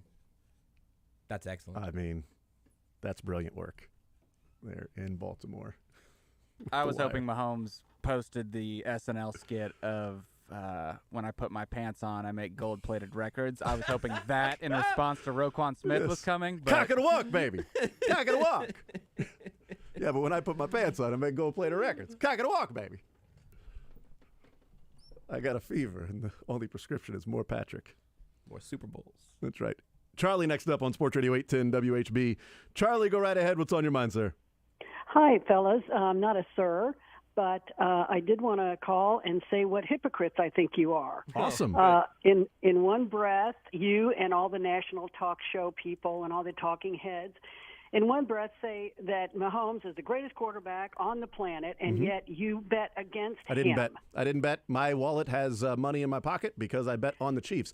I picked the Chiefs to win. You picked against him. You are right. I picked the Chiefs to lose 26-24 with the confidence that I said of 51-49, in which I opened the show talking about that, Charlie. I appreciate you listening to that. And also, if you want to go to the record, I am 13-4 in my record of picking the Chiefs. So I guess I would be a believer in the Chiefs, but please continue on the hypocritical part of it, Charlie. Go right ahead. Well, congratulations. Thank you. I appreciate it. Congrats on understanding the win-loss record now. Yeah. Also, I just wanted to mention that was Creed Humphrey asleep? 2 or 3 times Mahomes had to be on his knees to get those hikes. It was kind of scary. It's been an issue for him most of the season. And in fact, one of the plays, the official game book has Creed Humphrey fumble, recovered by Patrick Mahomes, MVS 6-yard pass. Good Lord, does it really? That's how bad it was because it rolled to him. Yeah, Once it hits hit the ground, it counts as a fumble for Creed Humphrey, which I think is like the 3rd game in a row he's had a fumble because it hits the ground. Well, that's all I have, guys. Thanks. Charlie, thank you for the phone call. 913-381-0810. I'll tell you what. Fumble recovery is hilarious. If you think Patrick Mahomes is the greatest quarterback of all time, then you can never, ever, ever, ever, ever think he would lose a game. Because, in fact, he is undefeated, correct? Patrick he's lost some football games occasionally. Tom Brady is undefeated, too, correct? He also did lose a few. No. Not a lot, but he lost some. No, he's undefeated. No, he lost a couple games. No. He had one year that he was undefeated until the Super Bowl. But he's won every Super Bowl he's played in, though, right? No, unfortunately, he hasn't. No. Yeah. So then the GOAT, I guess, would be like, it had to be Montana. He's won 4, and he's never lost a Super Bowl. Let me Google it Aikman? here. I think Troy Aikman might be the answer. 3-0. Who's the quarterback that has never lost a postseason game? I think in football you lose lose game sometimes. in general. Yeah, you lose sometimes. Yeah. Because see if there's any quarterback actually not lost a postseason game. Probably. I'm thinking like, obviously Rex Grossman lost that Super Bowl, but if he won, did he ever go back again? Gosh, winning a Super Bowl. There's got to be a weird. There's got to be somebody out there that's the greatest of all time. We'll find the greatest of all time that has never lost a I'm going to go find Rex Grossman's playoff record, though. Ever. Is it hypocritical to say that Patrick Mahomes is the greatest of all time and you thought he might actually lose a game? No, we just got to make picks at some point, man. We all thought this game was going to be really close. And I'll tell you what, here I like logic, my postseason record of 13-4 picking the Chiefs in the playoffs. I love it. The part of this game that I got wrong, Because, by the way, if you picked every single win for the Chiefs, you would be one game better than my postseason record. You'd be 14-3. The part of this game that I got wrong was certainly not a doubt in Patrick Mahomes or Travis Kelce or Rashee Rice or Isaiah Pacheco. We talked about all of them, all week long. The part of it that I got wrong, personally, my logic into this game was that they would need a player or two from MVS and a player or two from Justin Watson and the defense to be pretty near immaculate, which it was, which I also have loved this defense all year. But I thought there would be a mistake or two somewhere in there. Maybe it would even be a Travis Kelce drop at a bad time or whatever. But that if the Chiefs had any mistakes at all, that the Ravens would be the perfect type of team to capitalize on that. And in actuality, that game played out with the Ravens making dumb mistakes, security mistakes, execution mistakes, coaching mistakes from Todd Monken. The Ravens were the team that looked like the mistake-prone, on both sides of the ball, the mistake-prone team that wasn't really ready for that moment. And that's what the Chiefs had looked like, really, even through the playoffs, because they made those mistakes against against the Dolphins and the Bills at times, but they were able to overcome those. I thought if they made those mistakes against Baltimore, they wouldn't be able to overcome them. They didn't make those mistakes and won by one score. That right there for me, I don't want to come off as even defensive about it. That was my logic, and that's how the Chiefs won this game in a way that I didn't think they'd be able to. But also, I think people are missing the point on this whole thing. Yeah, that probably too. Like, if we're gonna act like holding the Ravens to 10 points, that's unreal. And the Chiefs winning 17-10 was what was an expected level of play. Well, then you shouldn't be impressed by what you saw from the Chiefs. That's just what you thought they were going to do. But here's the thing. I am not downplaying how awesome the Ravens have been this year. I think it only hurts you to do that. I think appreciate how good the Chiefs have been. You can't clown Lamar and say Lamar in the playoffs and then say, ooh, Spags is amazing. Right. No, Lamar is pretty damn good, and he's the deserving MVP this year. And Spags is a witch. Right. Or a warlock. Whatever. Or he might be a wizard. He might be a wizard. That's true. Spags is a wizard. And the Chiefs' defense is brilliant. And they played an amazing game. They outplayed, they outcoached, they out-toughed the Ravens. A really, really, really good team that would be a very deserving champion if they had won that game. Yep. It wouldn't be some sort of a fluke. It wouldn't have been oh my God, where'd the Bengals? They came out of nowhere and won 3 games, 2 of them on the road. And Burrow's missed the season last year. And they got Jamar Chase, this rookie, and they go and do that, and they're playing in the Super Bowl. Boy, this team is going to be here to stay for a long time. They announced their presence.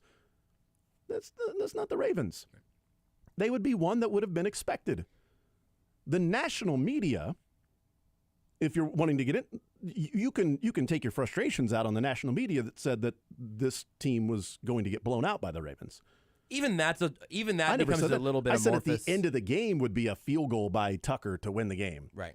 Which meant it was back and forth. What we didn't expect, and I'll own this, is what we didn't expect is for the biggest moment of Justin Tucker's day to be before the game started. That did surprise me. I was not expecting that. The most camera time for Justin Tucker came before the game when Patrick Mahomes was warming up. That was absolutely a surprise. I did predict that, though.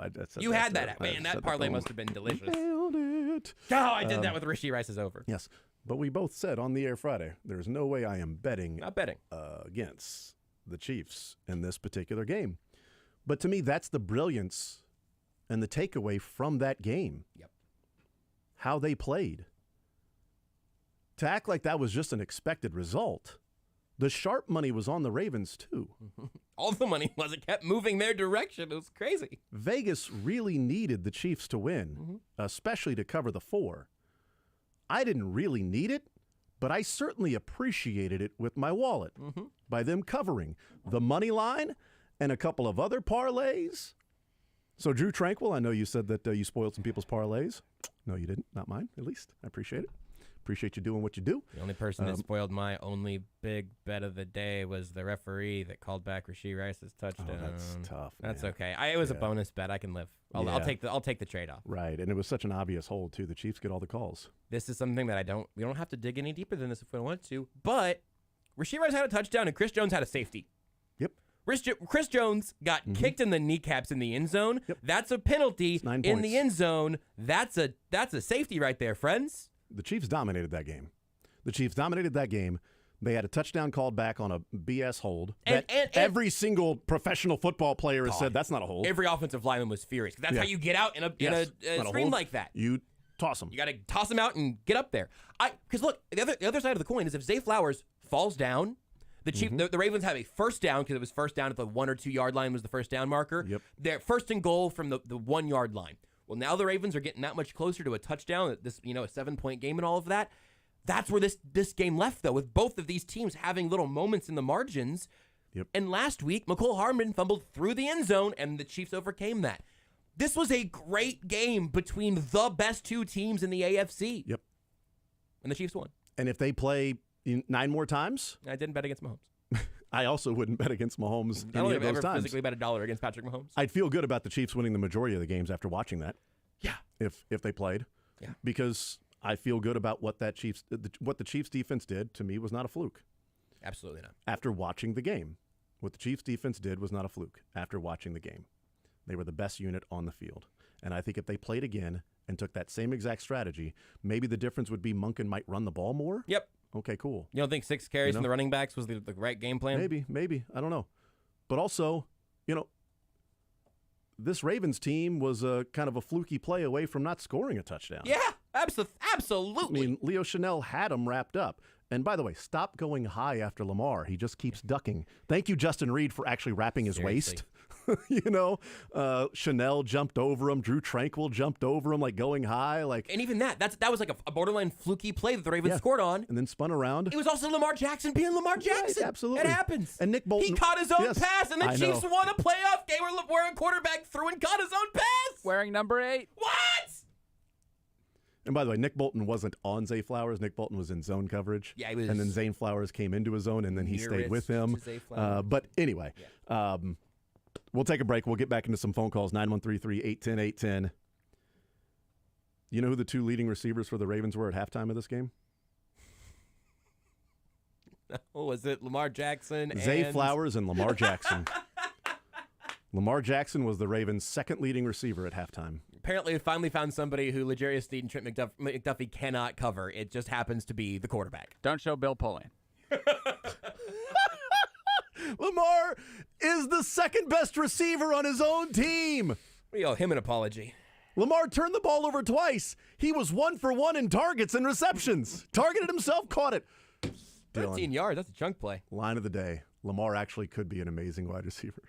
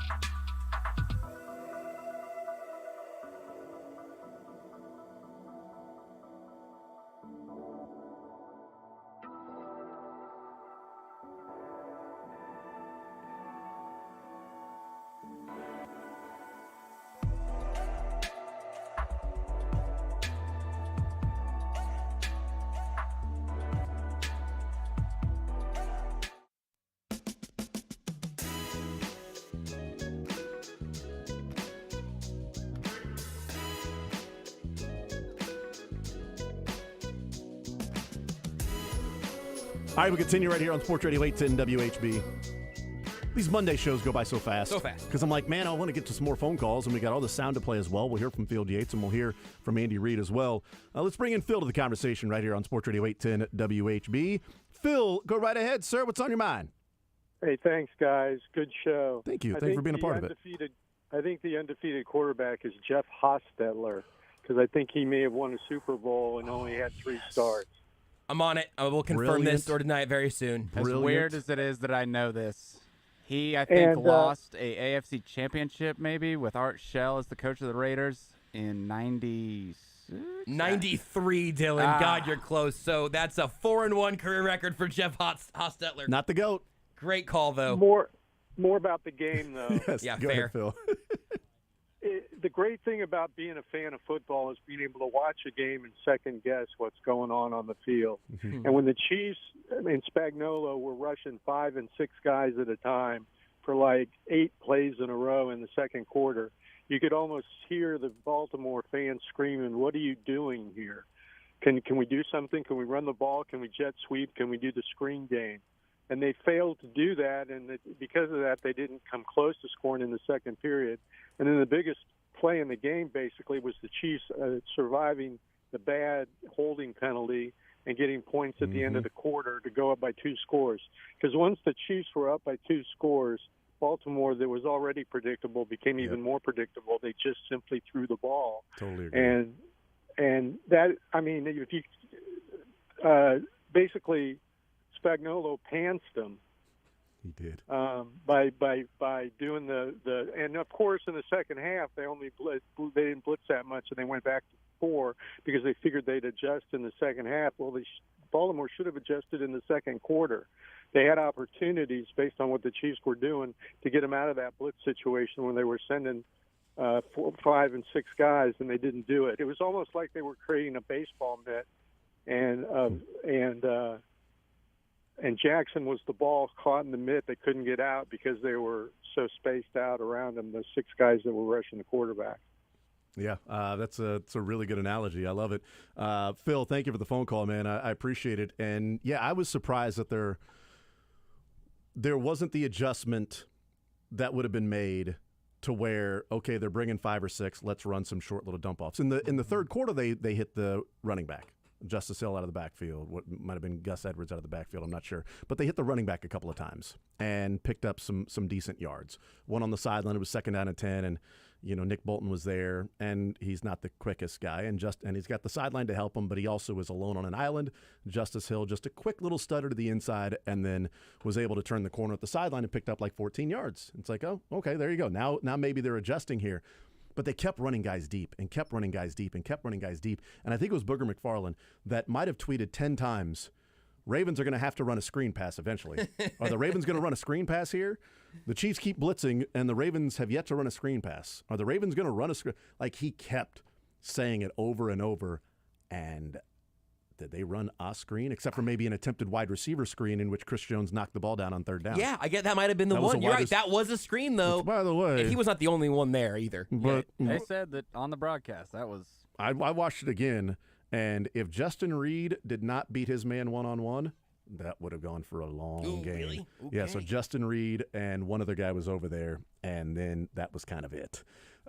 So Chris Jones made a pretty big play on that play. But also, again, I still think there's a chance that Justin Reed, beats the wide receiver that's there to block him, gets around, and makes the wide receiver either stop or turn back inside a little too quick, and then it limits it to, a modest gain instead of, there's a 30-yard gain that Chiefs blitzed and they threw outside when they had 2 guys on defense on an island and 2 guys out there to block them, and they just burned them. Didn't happen. Chris Jones has some long arms, some big paws. 913-381-0810. We'll take a timeout. We'll come back. We'll continue rolling more zone right after this.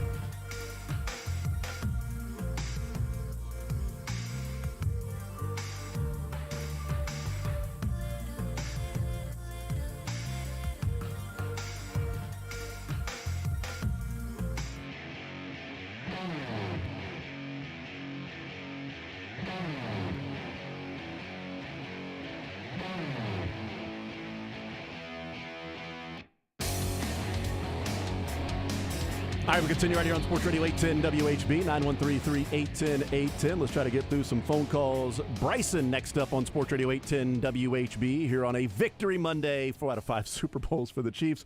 Bryson, go right ahead. The floor is yours. What's on your mind? What's up, Sports Radio 810 WHB? Hey, Jason, I got a couple of questions for you regarding the Chiefs. Now, the offensive tackle position. I know we're looking at the Super Bowl, and that's all cool and stuff, but I'm looking into the future. Offensive tackle, can we get rid of Jawan Taylor? Nope. I mean, that guy just plays so – I don't like him. I mean, we're like $20 million a year for 4 years. I don't like him that well. Yeah, it's going to cost him a lot of money to get rid of him. It'll cost him some $20 million $35 million in dead cap next year. It'll cost him more to release him than it would be to pay him. That is very true.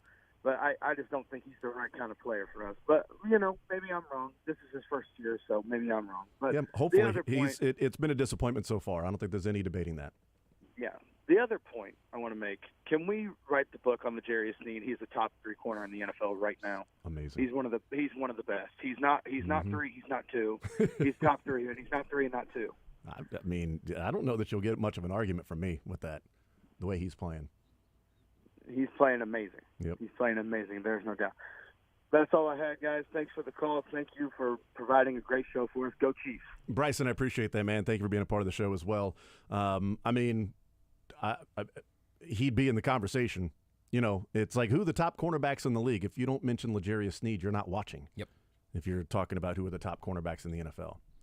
And if you want to bring in the Dallas Cowboys interception machine, that's fine.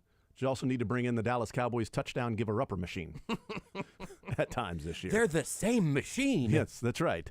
Let's go to Tommy next up on Sports Radio 810 WHB. Tommy, go right ahead. What's on your mind, sir? Yeah, good morning, guys. I just wanted to say a couple of things. Number one is my son and I went to the Christmas Day game against the Raiders, and I would want to know what the odds were that the Chiefs were going to go to the Super Bowl after that game that day. I mean, the worst. We both, and everybody in the stands, were looking at each other like, this is probably the worst football game we've ever seen. And then here they are going to the Super Bowl. It shows that if they are focused, mentally focused and physically healthy, I don't think anybody can beat the Chiefs. Their defense is just unbelievable, and the defense stayed in their lanes, so Lamar just couldn't bust out anytime he wanted to. That's right. It was fantastic. That's right. It was a brilliant game plan, and guys put their selfishness of rushing, I'm going to get to the passer, behind them and said, we're rushing as a unit.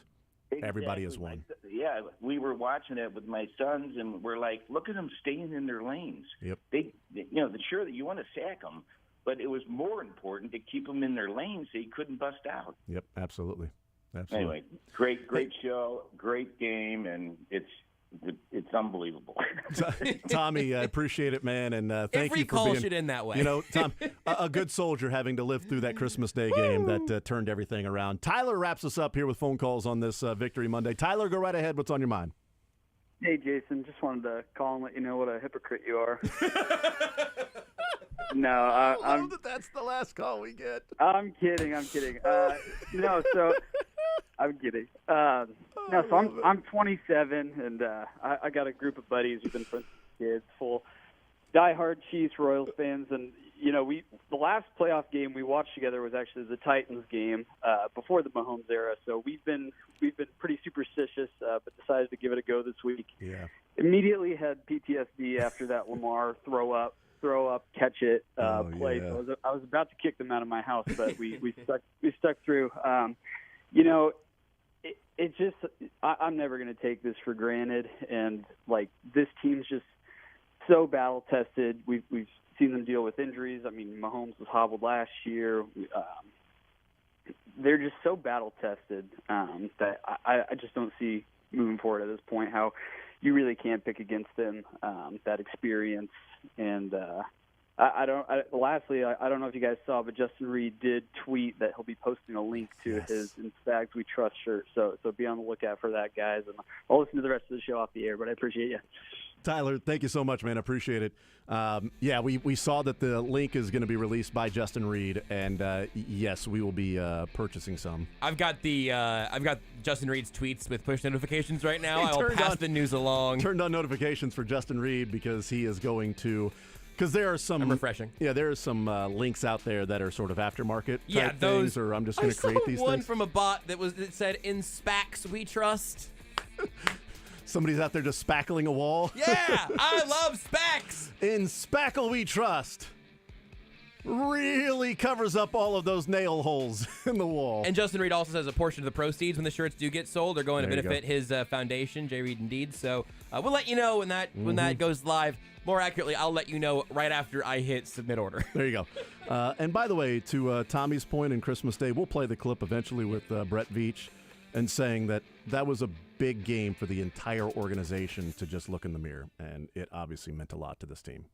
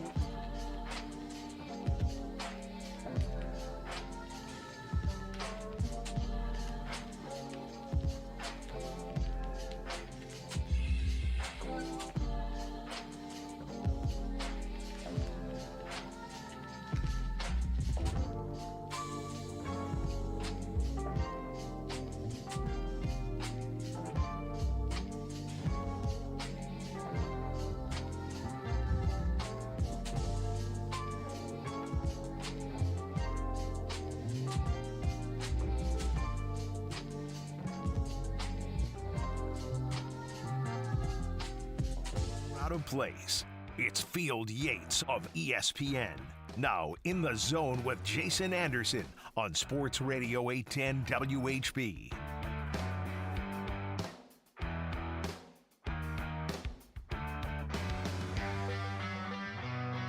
All right, we continue right here on Sports Radio 810 WHB. Fun show so far. Shocking.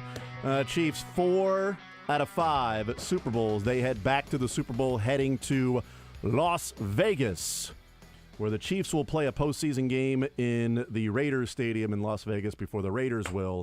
And the Chiefs are the home team in the Super Bowl, so they will have the full Raiders facility there. The Chiefs will be making themselves at home in the living room of the Raiders while they are in Cancun vacationing.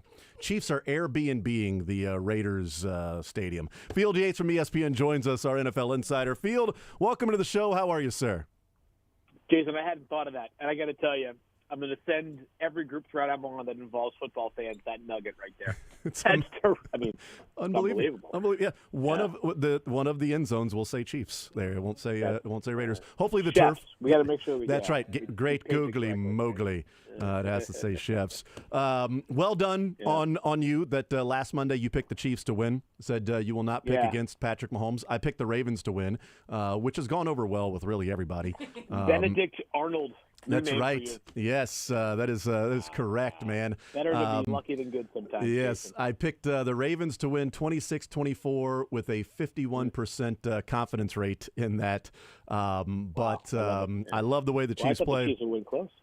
Yeah, I mean, so what did you take away from that game? Because I think the Ravens are a really, really good team, and I'm not going to watch that game and go, oh, the Ravens are overrated. I think it says more about what the Chiefs did, how they played, the game plan they had on both sides of the football. What did you see in that game, and what's your takeaway from the AFC Championship? Yeah, my word of the day is appreciation, Jason, and here's the reason why. I think about what took place yesterday, and I think about the team that I watched during the NFL regular season, and they're two different teams. And it's a reminder that this Chiefs team maybe isn't perfect. And maybe offensively, over the course of, 20 games into it, with one more to play, is not as potent as some of the other teams in the NFL. But the thing that makes football so different and so unique is that it's not how you are on average. It's how you are in your one-game series that is played in 4 out of 5 Sundays during the months of January and February. And this Chiefs team digs deeper and is more prepared and more ready and more resilient and more capable in the moment than any other team in the NFL right now. I grew up in New England, and I think I probably lost track of this watching the Patriots do what the Chiefs have done, and that even if the team wasn't as good on paper, or even if the team had struggled coming into the playoffs, as long as they get in the dance, they're going to have a chance. And when the trust factor is the one that decides who's going to win, there's nobody that I trust more than the Kansas City Chiefs. And I got to tell you, Jason, the biggest mistake that either of those two teams over the past couple of weeks could have made was showing any level of disrespect towards Kansas City. People can say that this is, just sort of phony media jargon. And I know that the game was not won or lost an hour and a half before kickoff yesterday. And I know that he wasn't trying to be a jerk. But when Justin Tucker started messing with Travis Kelce and Patrick Mahomes before the game, even if anybody watching thought that was a totally reasonable thing to do, I think Patrick and Travis took that as motivation to go out there and wreck shop, and they did exactly that. 11 catches and 11 targets for Travis, and I think was Patrick 11 for 11 to start the game before his first miss. I mean, you can't give these guys a mental edge. You just can't, because they are better than you when it matters the most. And I thought the Ravens gave the Chiefs way too much of a mental edge, and the Chiefs played far more urgently early in the game, and that was the difference. Yeah, I talked about that Justin Tucker thing before the game, and there's been some pushback, not much, but some pushback of, wow, you really think they needed extra motivation? And my response is, did you watch the Jordan documentary? No, they don't need extra motivation in the AFC Championship game, but greatness takes any slight, and uses it. It's amazing that people don't see that more often because, like, again, to your point, like the Michael Jordan example is probably the best, most salient example. But I've been sitting here listening to these 49ers fans talk and today and players, Brock Purdy, they thrive off of this game manager stuff. And I'm thinking to myself, Jason, most of the people, I know Cam Newton has had his comments, right? But like most of the people talking about Brock Purdy as a game manager are Twitter eggs, right? Like, does that really matter? Like, does that really matter? Do they really care? And so for the Chiefs, I don't care if it's Justin Tucker or some guy wearing a Justin Tucker uniform in the stands. If that's going to motivate them 0.5% more, that to me makes it not worthwhile to do in the first place. So I am firmly in the camp that the Chiefs, if you give them one extra bit of motivation, you are basically just decreasing your own chances of winning the game.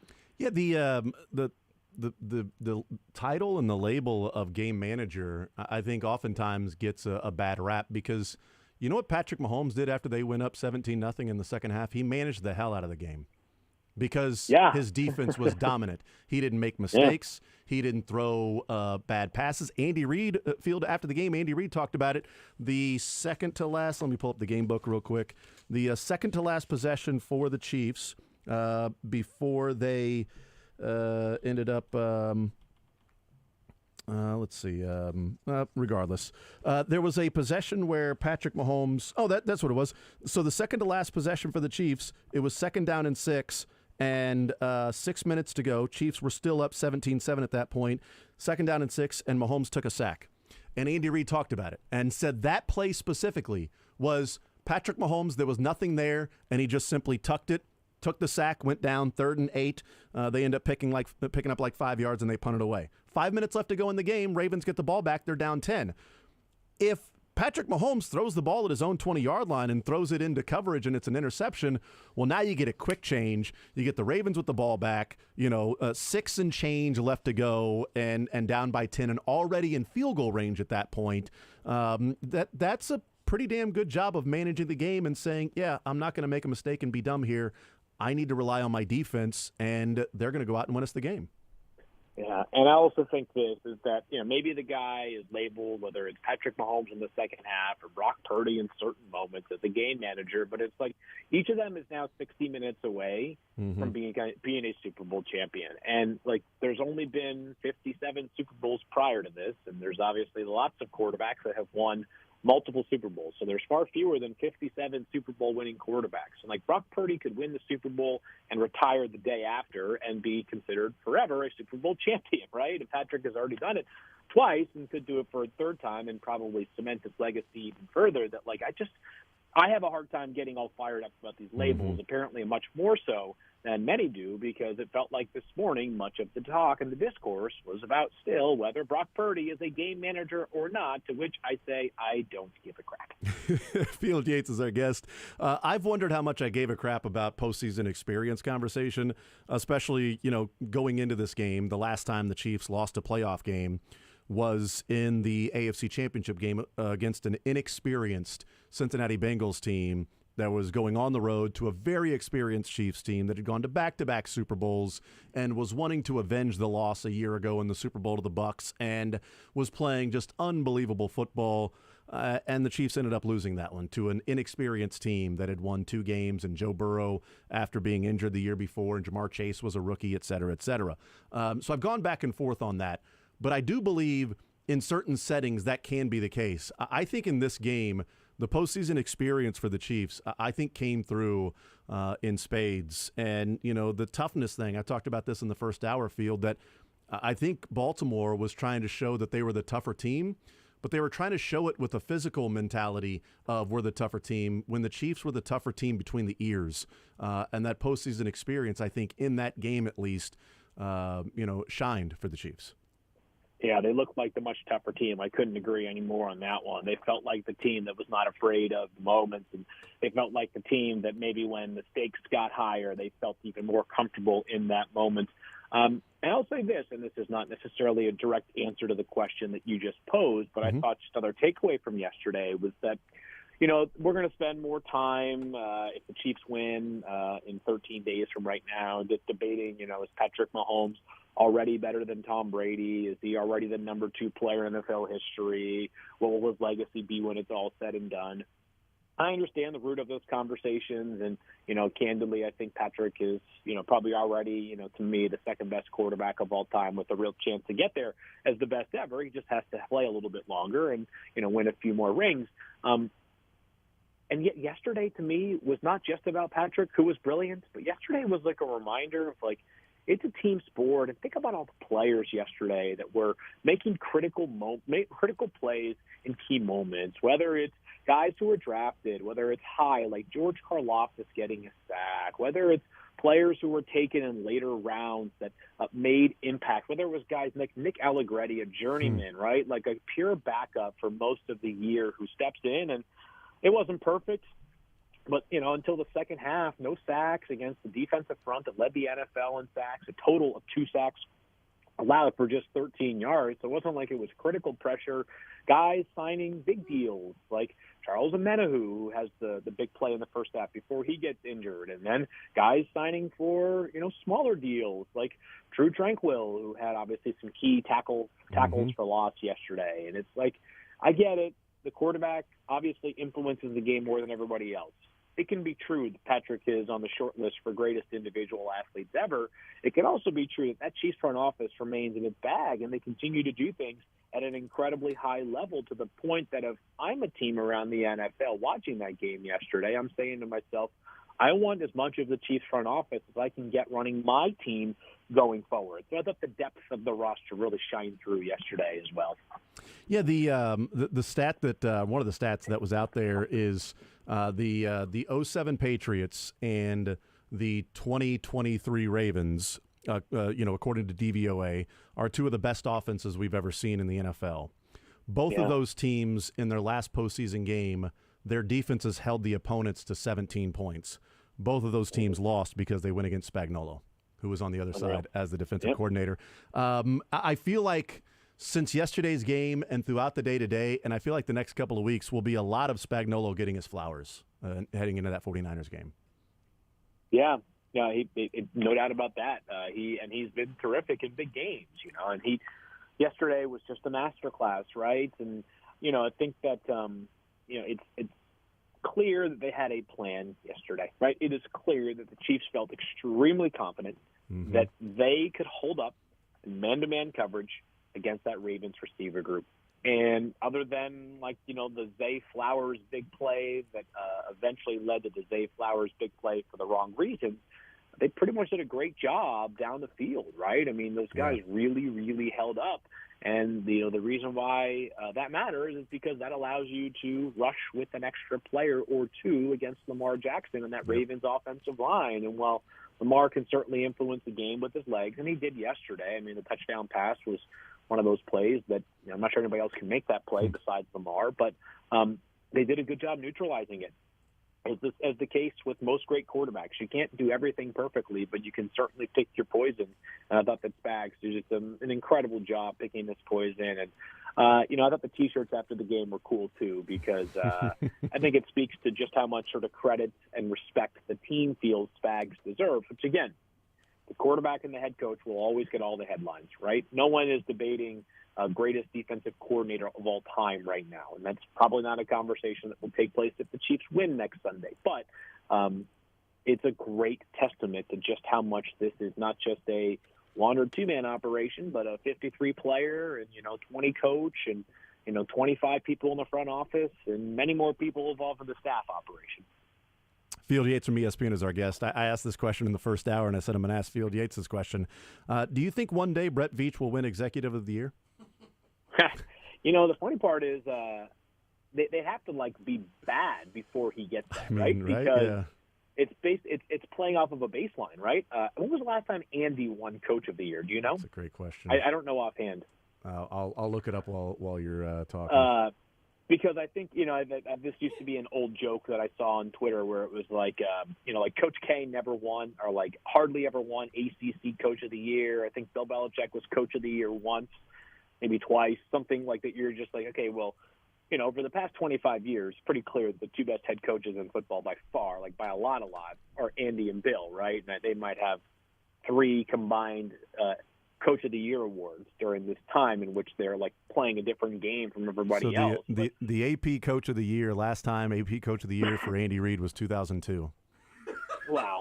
I mean, it's ridiculous, right? So how many coaches, again, like 2002? No, what you're talking about in the ACC, I've tweeted this out a couple of times. It's one of my favorite stats is that so it's probably you that I've seen it on. Since Coach K won Coach of the Year in 2000, from that point till he retired, Seth Greenberg won more Conference Coach of the Year awards than him in the ACC. So, all right. So, credit to you. Sorry for stealing your own information. No, you're good. My brain is only, You're good. I love that. Seth Greenberg has more Coach of the Years than Coach K. It's unbelievable, right? So for Brett, if the Chiefs go like 7-10 next year and then they bounce back the following year, then maybe it's going to happen. But now it's like, think about the stuff that they're doing, right? In the off season, a lot of it is about finding ways to keep players and, because you're picking in the 30s, usually it's your first pick every year.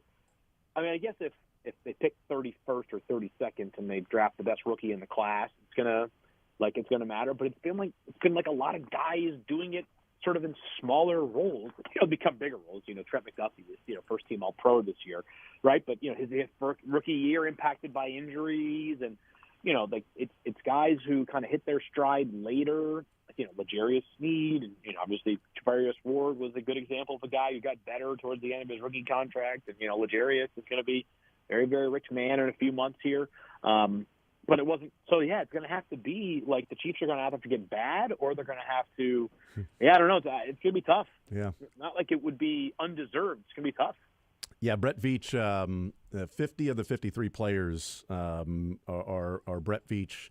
Signs, draft picks, or trades that were on the roster that is going back to the Super Bowl. Who wouldn't be? Was Butker prior to him? Like, who would be? Well, I guess Butker would be. I guess let me not go specialist. So then 47 of the 50, because Winchester, Butker, and Tommy, I think. But no, Tommy was a Brett Veach guy as well. So it's Mahomes, Kelsey, and Chris Jones. Big players, right? Significant players. Pretty good. But everybody else, the surrounding cast is Brett Veach for the last couple of Super Bowls they've gone to. So, and he's a big part of the whole Patrick Mahomes thing as well. So, but John Dorsey was the GM at the time. All right, do you have an early sort of breakdown of what you think of the 49ers in this game and them coming back and getting past the Detroit Lions? Yeah, I mean, just a remarkable effort in the second half, and we could talk about the Ben Campbell decisions until the cows come home. But I thought the 49ers deserve a lot of credit too for when opportunity presented itself, they just totally crushed it. So they're an explosive team on both sides of the ball. Defensively, I think they have shown some cracks recently, which I think the Chiefs' offense will be ready to take advantage of. But on offense, they're the best test the Chiefs defense will face all year, because they do have all pro level talent at wide receiver, running back, the best running back in the NFL, obviously, and Christian McCaffrey and tight end. So this would be a great challenge for the Chiefs. They are a very, very potent roster. In some ways, this feels like the two best teams now playing in the Super Bowl.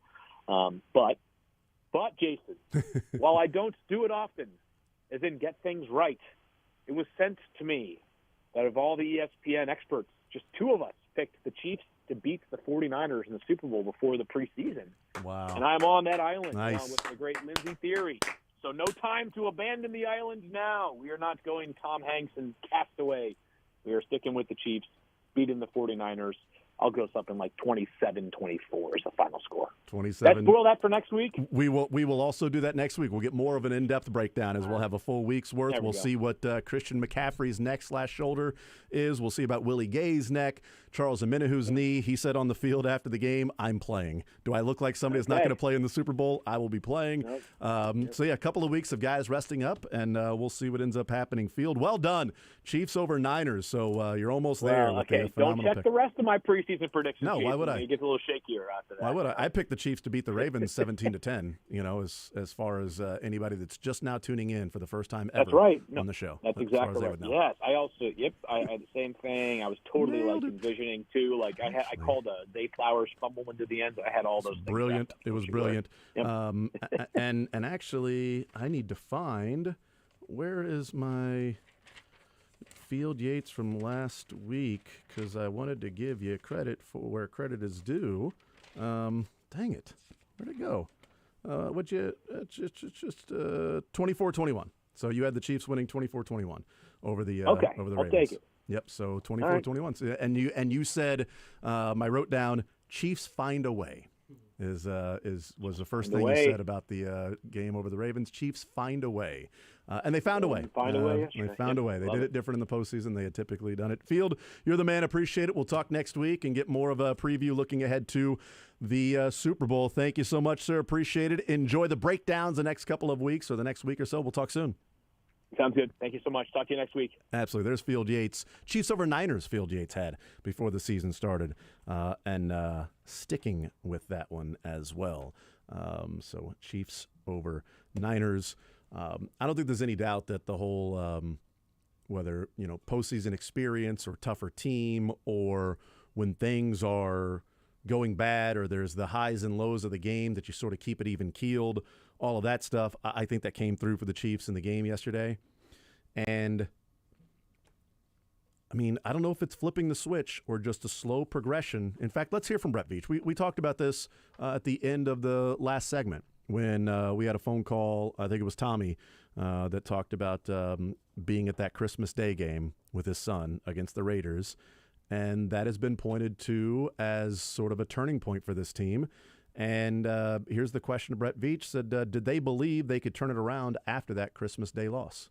It's funny. We talked about this as a staff after that game, and it's what you do with adversity and how you handle it. And I actually think that a big reason of why we're here tonight is because of that Vegas game. Sometimes, the worst things that happen to you or in your season turn out to be the best thing. And, we were finding ways to win games, but, something was off, whether it be offense or defense or special teams. It just wasn't in sync. But we were winning, and I think sometimes that just is deodorant, and you just keep going and going and going. That loss, I think, really hit us, and, I think it allowed the whole organization to take a look in the mirror. So I really point to that game as one of, really being one of the key motivating factors to just get everyone dialed in here. And, as a GM, as a coach, anyone on our staff, I think the hope and thought when the season starts is if you can just be healthy and hot at the end of the season, that's all you can ask for. And, just fortunate that our team was relatively healthy and we're playing our best football when it matters most.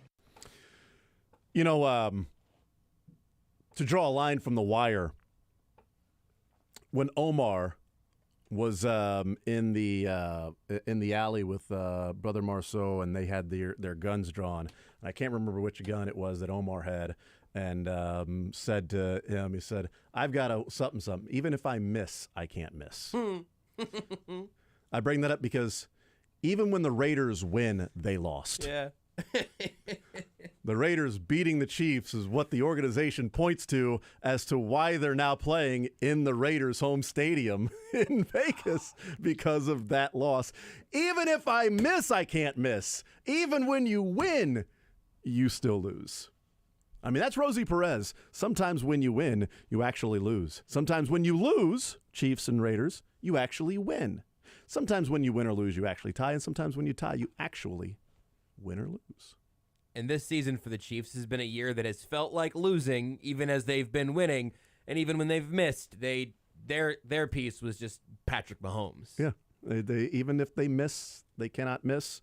And one more, we'll take a break. We'll hear from Andy Reid, but we've talked DVOA a little bit of this team and how well they've played the last couple of games. This will be, if the Chiefs beat the Lions, it will be the toughest run through the playoffs in the history of the NFL, according to DVOA. The Chiefs were the number 5 team in DVOA this year. So you have to take them out. So of the top 5 teams in the NFL, not including the Chiefs, number 1, Baltimore. Number 2, San Francisco. Number 3, Buffalo. Number 4, Dallas. Number 5, Miami. They would have gone through 4 of the top 5 teams if you take the Chiefs out of the top 5. So 4 of the top 5 and all 3 of the top AFC and the very top NFC team, which is the only one they could face in the postseason in DVOA this year to win it. I did see just 2 a of second those ago, on the road. Just a second ago, I did see a Bengals fan say that Joe Burrow's injury gave them an easy path, actually, and that the Dolphins and Bills were both, ravaged by injury, and that the Ravens haven't been good in the playoffs. And again, I mean, not having Joe Burrow, just ask any Bengals fan. This is actually about the Bengals. Let's break.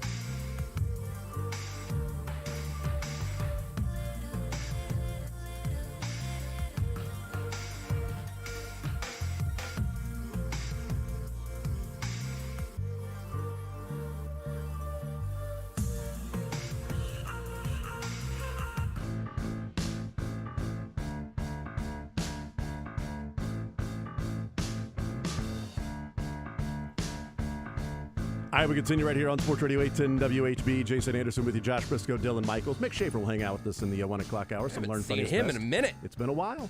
It's been a while. All right, Andy Reid Zooming today. They zoom back from Baltimore, and they'll zoom over to Vegas. Andy Reid in his Monday Zoom gave us a recap of the AFC Championship game win. Don't have anything to give you on the injury front yet. We're getting things going here right now. So great game last night or yesterday afternoon. I thought the players came out and executed well, both sides of the ball in special teams. I thought the coordinators had good game plans for the guys. There were some great individual performances that took place, and whether you always start with the O and D line, whether it was the O line coming out and setting a tempo there with aggressive play. Those Trey and that whole group, Creed, both tackles I thought did a nice job, and then the running back Pacheco played hard and aggressive, and Pat did a nice job likewise. So all around, just a good solid job there. Defensive line really started the fight up front there, and had pressure on the quarterback, kept him in the pocket, which was big, and then that helped out with the back end, whether it were the linebackers who I thought tackled well, and then the secondary, which stayed aggressive and challenged receivers.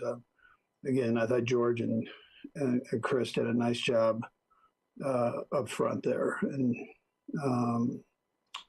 then the guys that had to fill in, I thought they did well when asked to step in and do their job. So, and then special teams wise, we did a good job there. The depth of this team has been something we've talked about this year, and they needed it. And guys stepped up and played really well. And credit to Nick Allegretti. And we'll play that clip of Allegretti on the field after the game was over, because that's some of the cool audio of that game, and shows you how much it means to a guy who, I believe the last playoff game he started was the Bucs Super Bowl. Probably so. So when we talk about how terrible that offensive line was, yep, he was on that offensive line. The offensive line was the reason the Chiefs lost that game. He was one of the 5. Now, was he the issue? It's a lot of guys that were the issue, but he was one of the 5 that was on that offensive line, and then he gets to start this game, and I think that's one of the reasons why those emotions come out of him as well. Adam Teicher asked Andy whether the Christmas Day game was a turning point in the Chiefs' season. I think, Adam, that was a good wake-up call for us. They came out with great emotion. Antonio had them ready to go, but that emotion was the thing that jumped out at you that they played with, and I think it gave our guys a nice little for a better term, a wake-up call. That listen, we need to step things up here. Things aren't just going to fall in our lap, and so we're taking everybody's best shot. And here's a team that went through some adversity, and they stepped up and were able to present themselves like they did. So we were able to learn from it and move on. I felt all along, though, we had the ability to do that. We just, like I said, we needed just a little kick in the tail there. So yeah, okay. And I'm sure you've seen what Kadarius Toney posted about his situation on social media. What's his status with the team? Will he be practicing with you this week when you guys get going? Yeah, I actually haven't seen it. I've heard people talk about it, but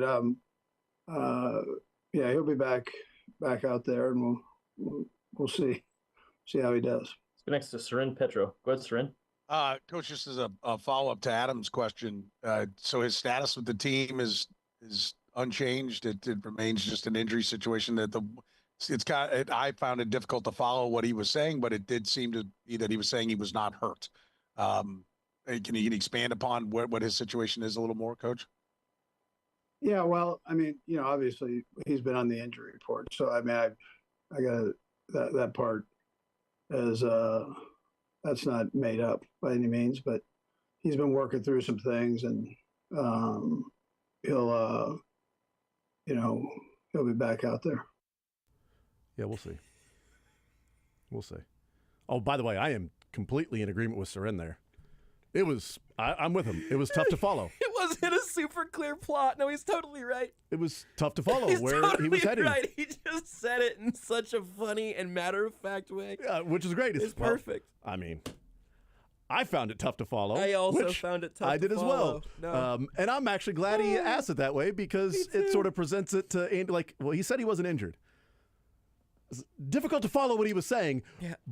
But the gist of his TED Talk was Coach, that, to the best of my knowledge and understanding, I think what he said was, can you figure out what he was talking about?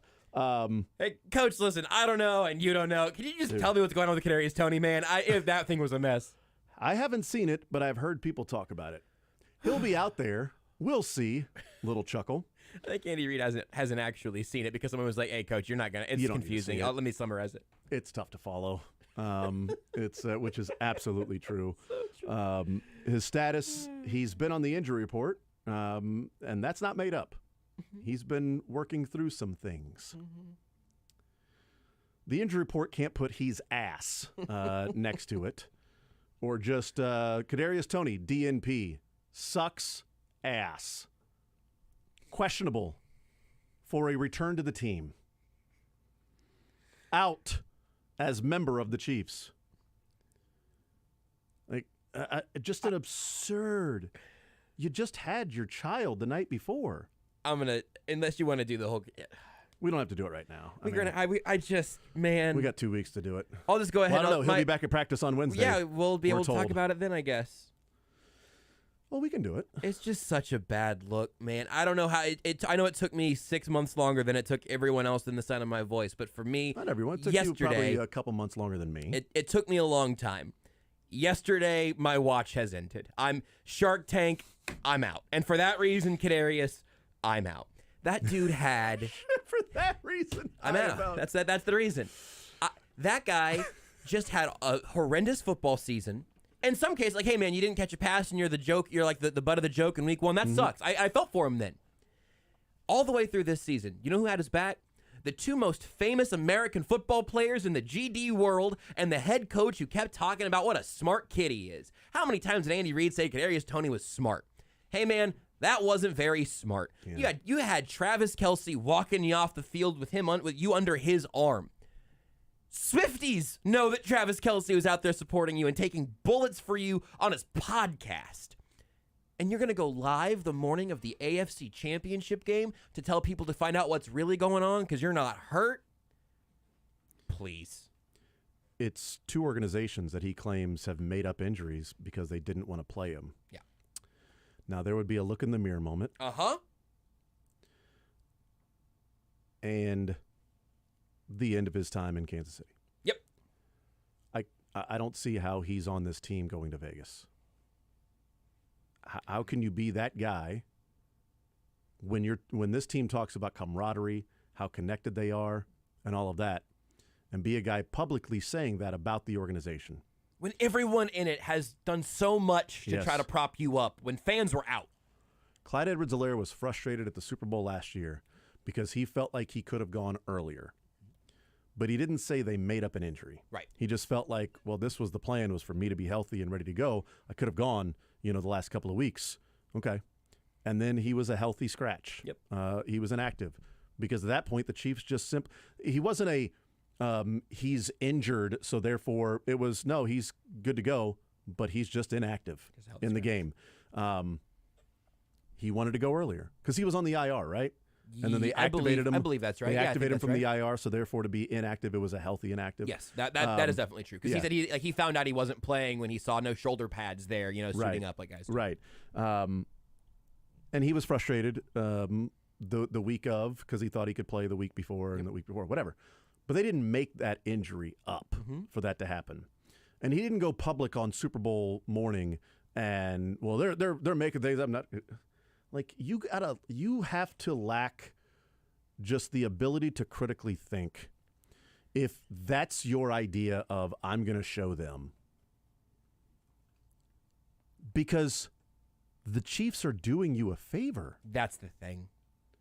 I mean, in the movie The Program, when Joe Kane had to enter a rehab facility for his alcoholism in the movie The Program, the head coach said, we're gonna say it's an injury. When Latimer, the linebacker that got suspended for steroids, he said, we're gonna call it a hamstring injury. We're doing these things to protect you. Kadarius Toney, they were trying to protect you.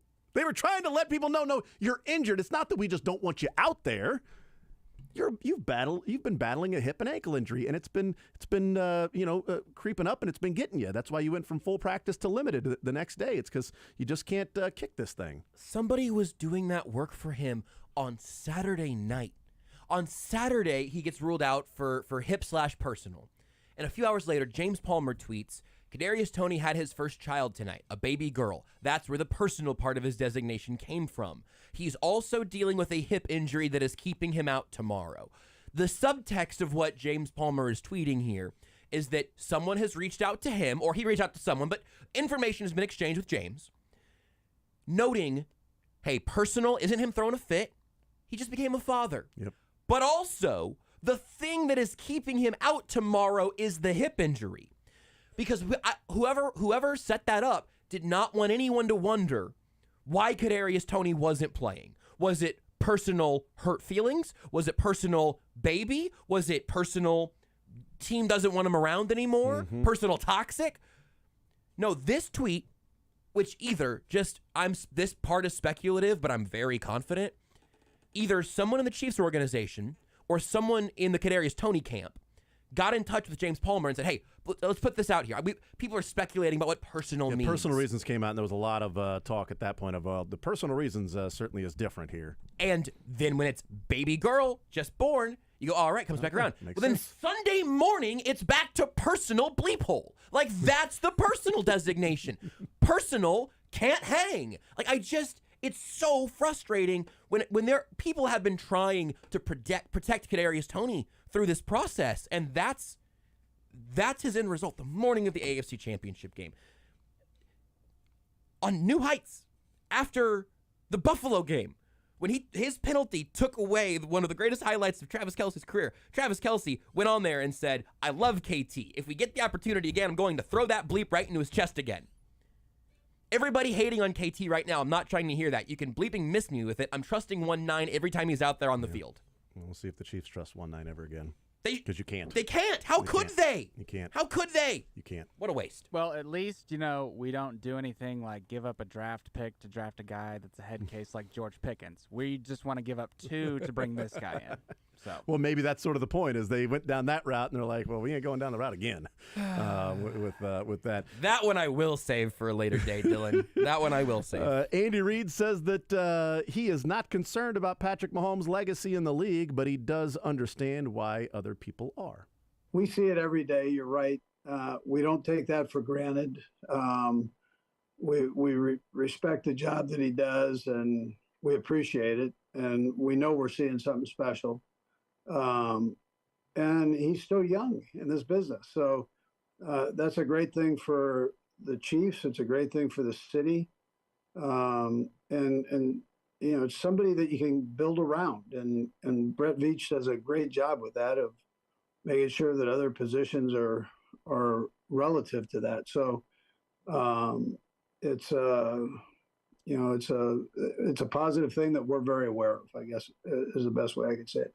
Hey, Coach, I know you've done this a few times now with this Super Bowl bye week, but I was wondering if you could preview the week and just kind of talk to how you might balance making sure that these guys do take advantage of the rest while game planning. Yeah. By the way, I want to just put a shout out for Allegretti, too, for stepping in and doing the job he did in Bush. Those were 2 guys I thought did a nice job stepping in. So, Pete, the way the way it'll look here, the guys come in today, and we have a team meeting a little bit later today, and then they have a couple days off, and then they'll come back and on Wednesday or Thursday, and we'll kind of start our normal week. We'll try to get everything done here the best we can, and then once we get down there, it's a good review for us, and still keep ourselves in shape, in football shape. So we're ready to go. It's amazing that when he's, and I'm finishing up my notes here, when he's talking about this week and saying that, they'll take a couple days off, they'll come back on Thursday, do the regular thing, game plan, and the next week they'll go there and what did he say, a refresh? Yeah, kind of refresh, and then try to stay in shape. So a refresher. When he first said that, and this is where my mind's at and what we're talking about in the dynasty of the Chiefs. When he first said that, I thought, refresh ourselves with, being at the Super Bowl.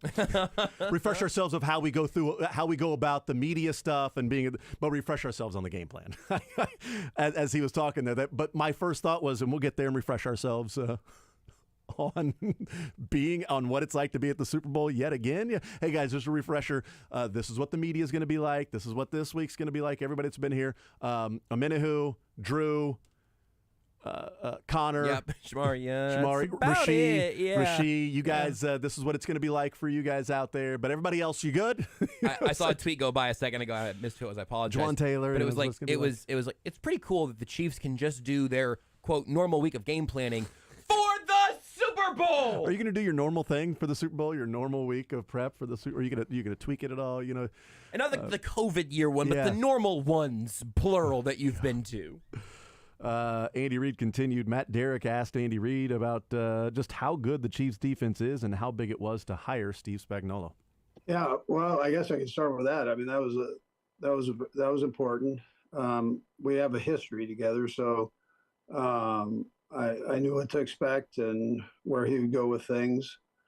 He had a young bunch and an older group that was tremendous for us, but they had kind of aged out, and we had this influx of new young guys, and what he did with them I thought was great, of teaching.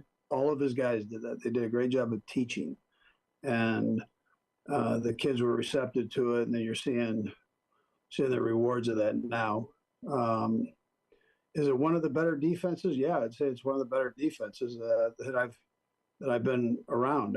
We had some real good ones in Philadelphia, and some of the early defenses here. I don't want to slight those guys. They did a nice job for us. So, but surely this is a team. This is a defense that has helped guide this team along as the offense was growing. So, and now that both are playing well, it's that's a tribute to everybody involved. What Steve has done, and then what Nag's done on the offensive side of helping it grow. Let's go next to Todd Lebo. Go, Todd. Hey, Coach, one of the things the defense has done all year is performed very well, but they hadn't really been getting the turnovers. And it closed a couple times on different deals. Obviously, that's been really big for you here, especially against Baltimore, getting those turnovers. How do you go about creating that again? Turnovers are a fickle thing, I guess, but can you coach that stuff? Well, it's you got to have a dance partner. So they've got to make sure that that we're doing the right things defensively and putting ourselves in the right positions to have an opportunity to make a turnover, and then the other side's got to give you that opportunity. So I would say, though, Todd, that it was great to see. We had a chance for another one too. Bolt's got that cast on. That's some of it. That's the fact that he's even playing is a great thing, and making the tackles he's making. I don't know how he does it, but he had a chance for another one. So. But the guys are doing a great job. They're doing a great job with their eyes right now, and that'll be real important in a couple of weeks here when we play 49ers. You got to have a dance partner. If you're going to get some turnovers, you got to have a dance partner. You do what you can, prep and doing all those things to put yourself in position to create the opportunities. the other team also has to play a part in that. But that's, luck. Do you create your own luck? Preparation meeting opportunity? Well, preparation and what they did to keep Lamar Jackson in the pocket. Preparation and Charles Omenihu beating Ronnie Stanley. Preparation in a number of different things, and then, knocking the ball out and George Karlaftis there falling on it. I don't know, if last week, if Shamari Connor falls on the football and doesn't try to scoop and score, does Karlaftis try to scoop that up and try to score? Yeah. Or do you just say, I'm falling on it? This is what we do. I'm a big guy. I'm falling on it. I don't know. But yes, you can create your own luck as well. Andy Reid continued. Nick Jacobs asked Andy Reid if there's anything he remembers about this team from back in training camp that sticks with him through this run. I'd tell you yes, Nick. I mean, it's a group that there's a great spirit about them, and there's a certain toughness that they have to where they don't get down on each other. They challenge each other. They support each other, and it's been that way through the highs and lows. I mean, nothing's changed. Adam mentioned that Raider game. Well, they just said, hey, we got to up our game. It wasn't us as coaches jumping up and down on them. They took it within themselves to say, we know what we are and can be. We've got to do it. And I mean, that jumps out at me, just that attitude. I mentioned it after the Buffalo game. I mentioned it yesterday afternoon that there's a grit to that. And maybe you're not the most talented. Maybe you're not the fastest or the quickest or whatever, but let's go maximize what we are and let the chips fall where they may. We'll go last, Sam McDowell. Go ahead, Sam. Hey, Andy. Yesterday, Patrick in his postgame had implied that Travis sort of improv'd on that third down route that ended up with the fluttering pass that he dove to catch. Just wanted to ask you what the intention of that play was originally. Yeah, he was working more across, and he kind of came back on that a bit. Just that Pat was moving, so he had to get himself in position to get that. I mean, the fact that he laid out like that. I mean, I've seen him do a lot of things. I really haven't seen that right there where he had to be in that position, parallel to the ground and 2 inches off of the ground to make the catch. That's tough without the ball hitting the turf there. So it was a great job by him, and something I guess he's kept in the pocket for a while, and it showed us. It was a phenomenal catch. He made 3 great catches: the touchdown, that one, and the 4th down and 2. That was a contested catch that could have changed the complexion of the game if they don't pick up that 4th down, because they go on to score a touchdown and take a 7-0 lead after they converted that 4th down. I feel good hearing Andy Reid say something that I was kind of thinking yesterday, is that really, of all of those plays, we can argue forever in the most fun arguments of all time, like what was most important or what was most impressive in those 3 connections. But I don't think I've ever seen Travis Kelce dive like that, so low to the ground, and just scoop that thing off the turf, outstretched the way that he did. But also, I've never seen a play like that or a route like that. Another Orlovsky thing, as he was tweeting out on that play, of like where Mahomes throws the ball and where Kelce is as the ball's coming out of his hand. None of it should have worked. None of it should have worked. None of it made any sense. Physics were broken. And it's just Mahomes and Kelce doing something you've never seen before. Go ahead and add it to the list. We'll take a timeout. We'll come back, continue rolling. More Zone next.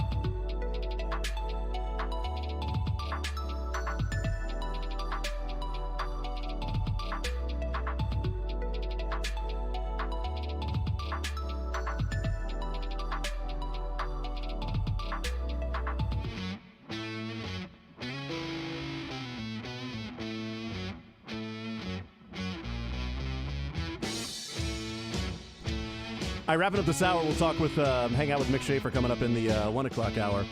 I wanted to play this.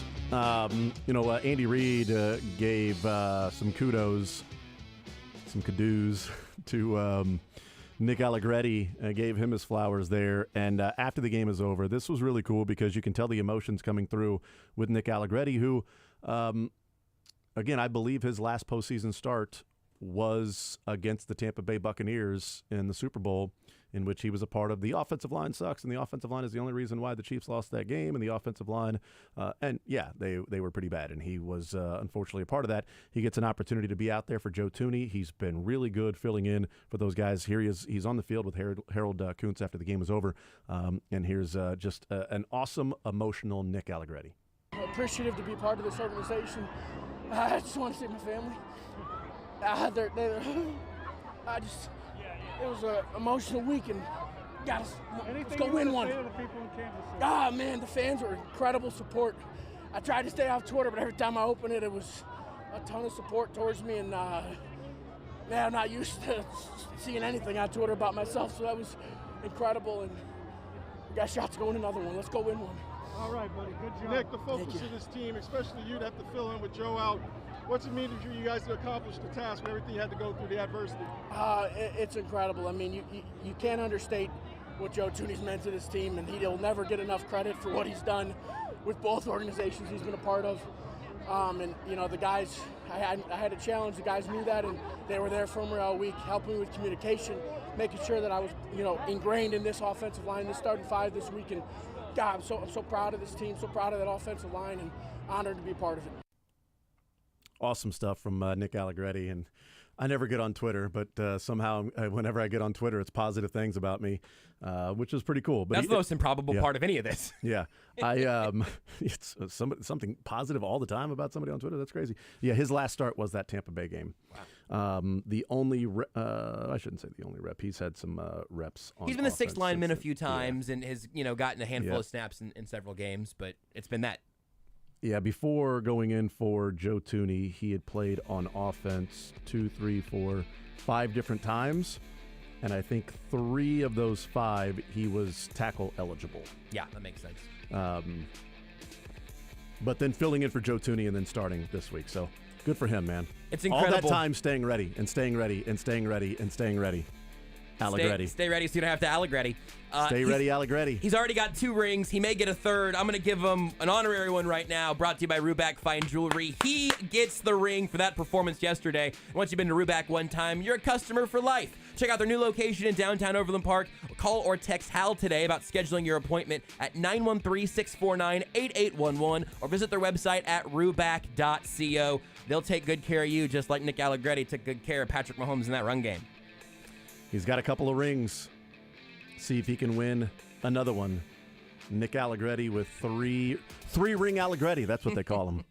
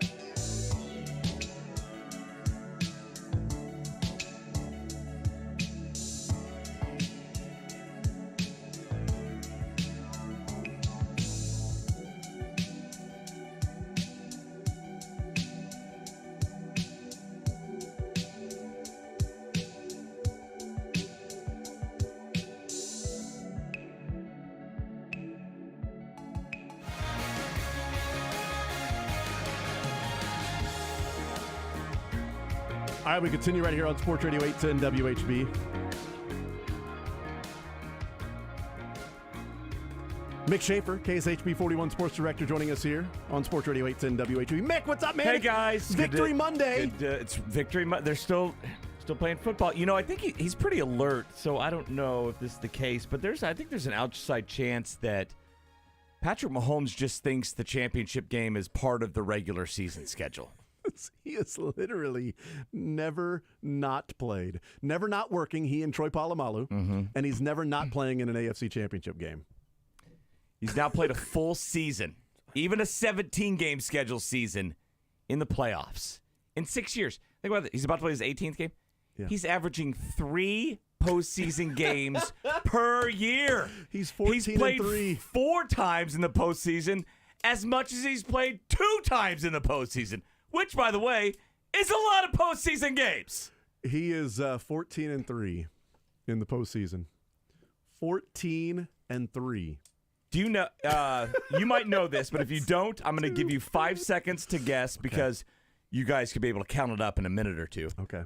There's 15 other AFC teams, right? Mm-hmm. Yes, correct. Fact. Did I get it? That's one for one. Okay. Hold on, I'm counting. Hold on. You said 30 seconds. I'm You said counting. 5 stuff. seconds. No. Darn it.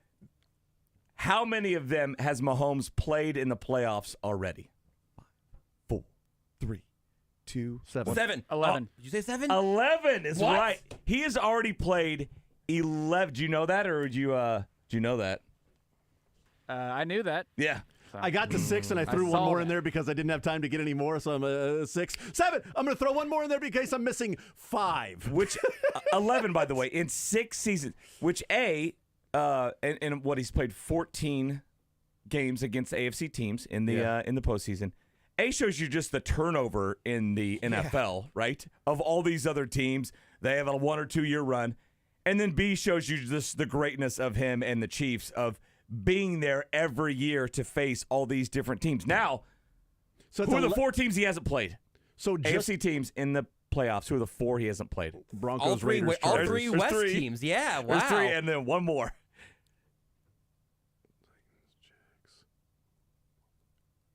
That's insane, Mick.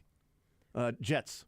Wow. Yeah. He's played the whole There AFC are North, 4 the whole AFC South, and almost all of the AFC East. It's really the Jets' fault. Really, It's really the Jets' It's fault. the Jets' fault. Because- I don't even know. Are they in the NFL still? Is it ACC? I don't know what league they're in. Actually, in the Big Ten, they moved.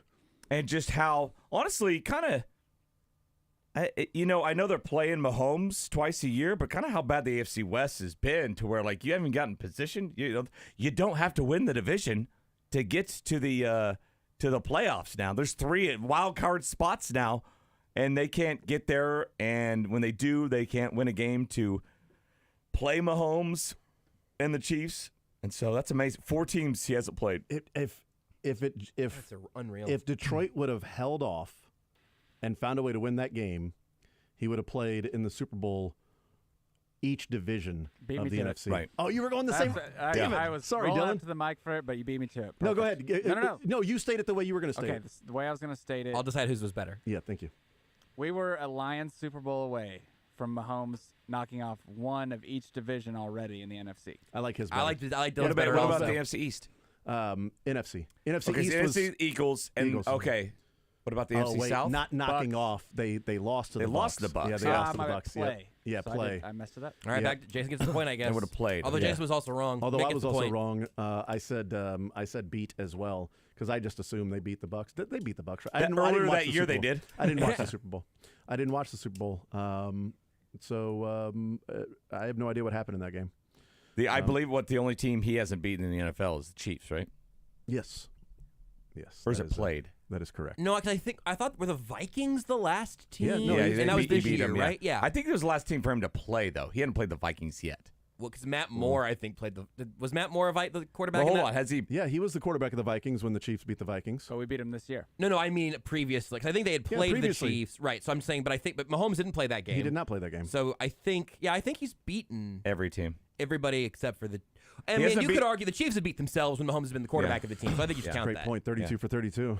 He's so good that sometimes he beat the Chiefs in the Bengals AFC Championship game in the second half. So he's so good. He's like, you know what? It was beaten every team except the Chiefs So now with it's that the, Vikings win in it's October. just the Chiefs. Yeah. And in this run, I hope he ends with 31. This will be the unless they expand at some point in the next decade. Yeah. So there you go. He's going to beat that Mexico City team. Yeah. He's going to beat that England team. Tear him up. The according to DVOA, which Mick, I know you're a big fan of. Yeah, that's my favorite rapper. I like that one. Very good. According to DVOA, in his third album that went platinum, but no, DVOA and Aaron Schatz, this will be the toughest run for a team to win the Super Bowl if the Chiefs beat the 49ers in the history of the NFL. I can see it. As far as teams are teams are playing in DVOA. So the Chiefs are number 5 in DVOA this year. So if you take them out because they can't beat themselves, so then without the Chiefs, the top 5 teams in DVOA: number 1 Baltimore, number 2 San Francisco, number 3 Buffalo, number 4 Dallas, number 5 Miami. Wow. They would have beaten the top 3 in the AFC and the top team in the NFC. It's Arizona having to go through 3 number 1 seeds to win the national championship. 97 and Simon Says championship by Billy Packer with a great line. This you're going through 1, 2, 3, and 5 of DVOA of the best teams in the NFL. And is it right I guess we don't know it yet, but most likely he'll beat 4 quarterbacks who will get more MVP votes than him? Already, because he will beat in the playoffs 4 of the top 5 vote getters in most valuable player. Who's the 5th? Is it him? Oh, Dak, yeah. Dak Prescott's the 5th. So it's Josh Allen, Lamar Jackson, Christian McCaffrey, Dak Prescott, Brock Purdy are the top 5 in most valuable player. So McCaffrey and Purdy are both got more votes than Patrick Mahomes did in MVP this year. So even with those guys splitting and the argument of who's the most valuable player on that team got more votes than and look, Patrick he Mahomes. shouldn't have won MVP this year. And but you people can vote have a top Patrick 3, fatigue, yeah, right? You can vote a top 3, and he didn't even make it in the top 5. But again, he would have gone through Josh Allen, Lamar Jackson, Christian McCaffrey, Brock Purdy. Those are in alphabetical No, order, by the way. I'm comfortable saying that. That's fine if he's not in the whatever. top 3. He struggled this season, and now we're learning that it's all by design, right? Just flip the switch, man. Yada, yada, yada, the regular season. Yada, yada, yada. You can't just yada, yada the regular season, can you? Chiefs yada, yada the regular season. Yada, yada, yada, I'm in the Super Bowl. Yada, yada, yada, I'm in a Super Bowl ad right now. Yeah, yada, yada, the best part. No, I mentioned the bisque. It took me a few times watching that commercial to realize that was his son. It's Jason Alexander's son in there, the yada, yadas. Oh, I didn't know that. George's son is the guy who's telling about the yada, yada, yada. You can't just yada, yada that. I love Friends.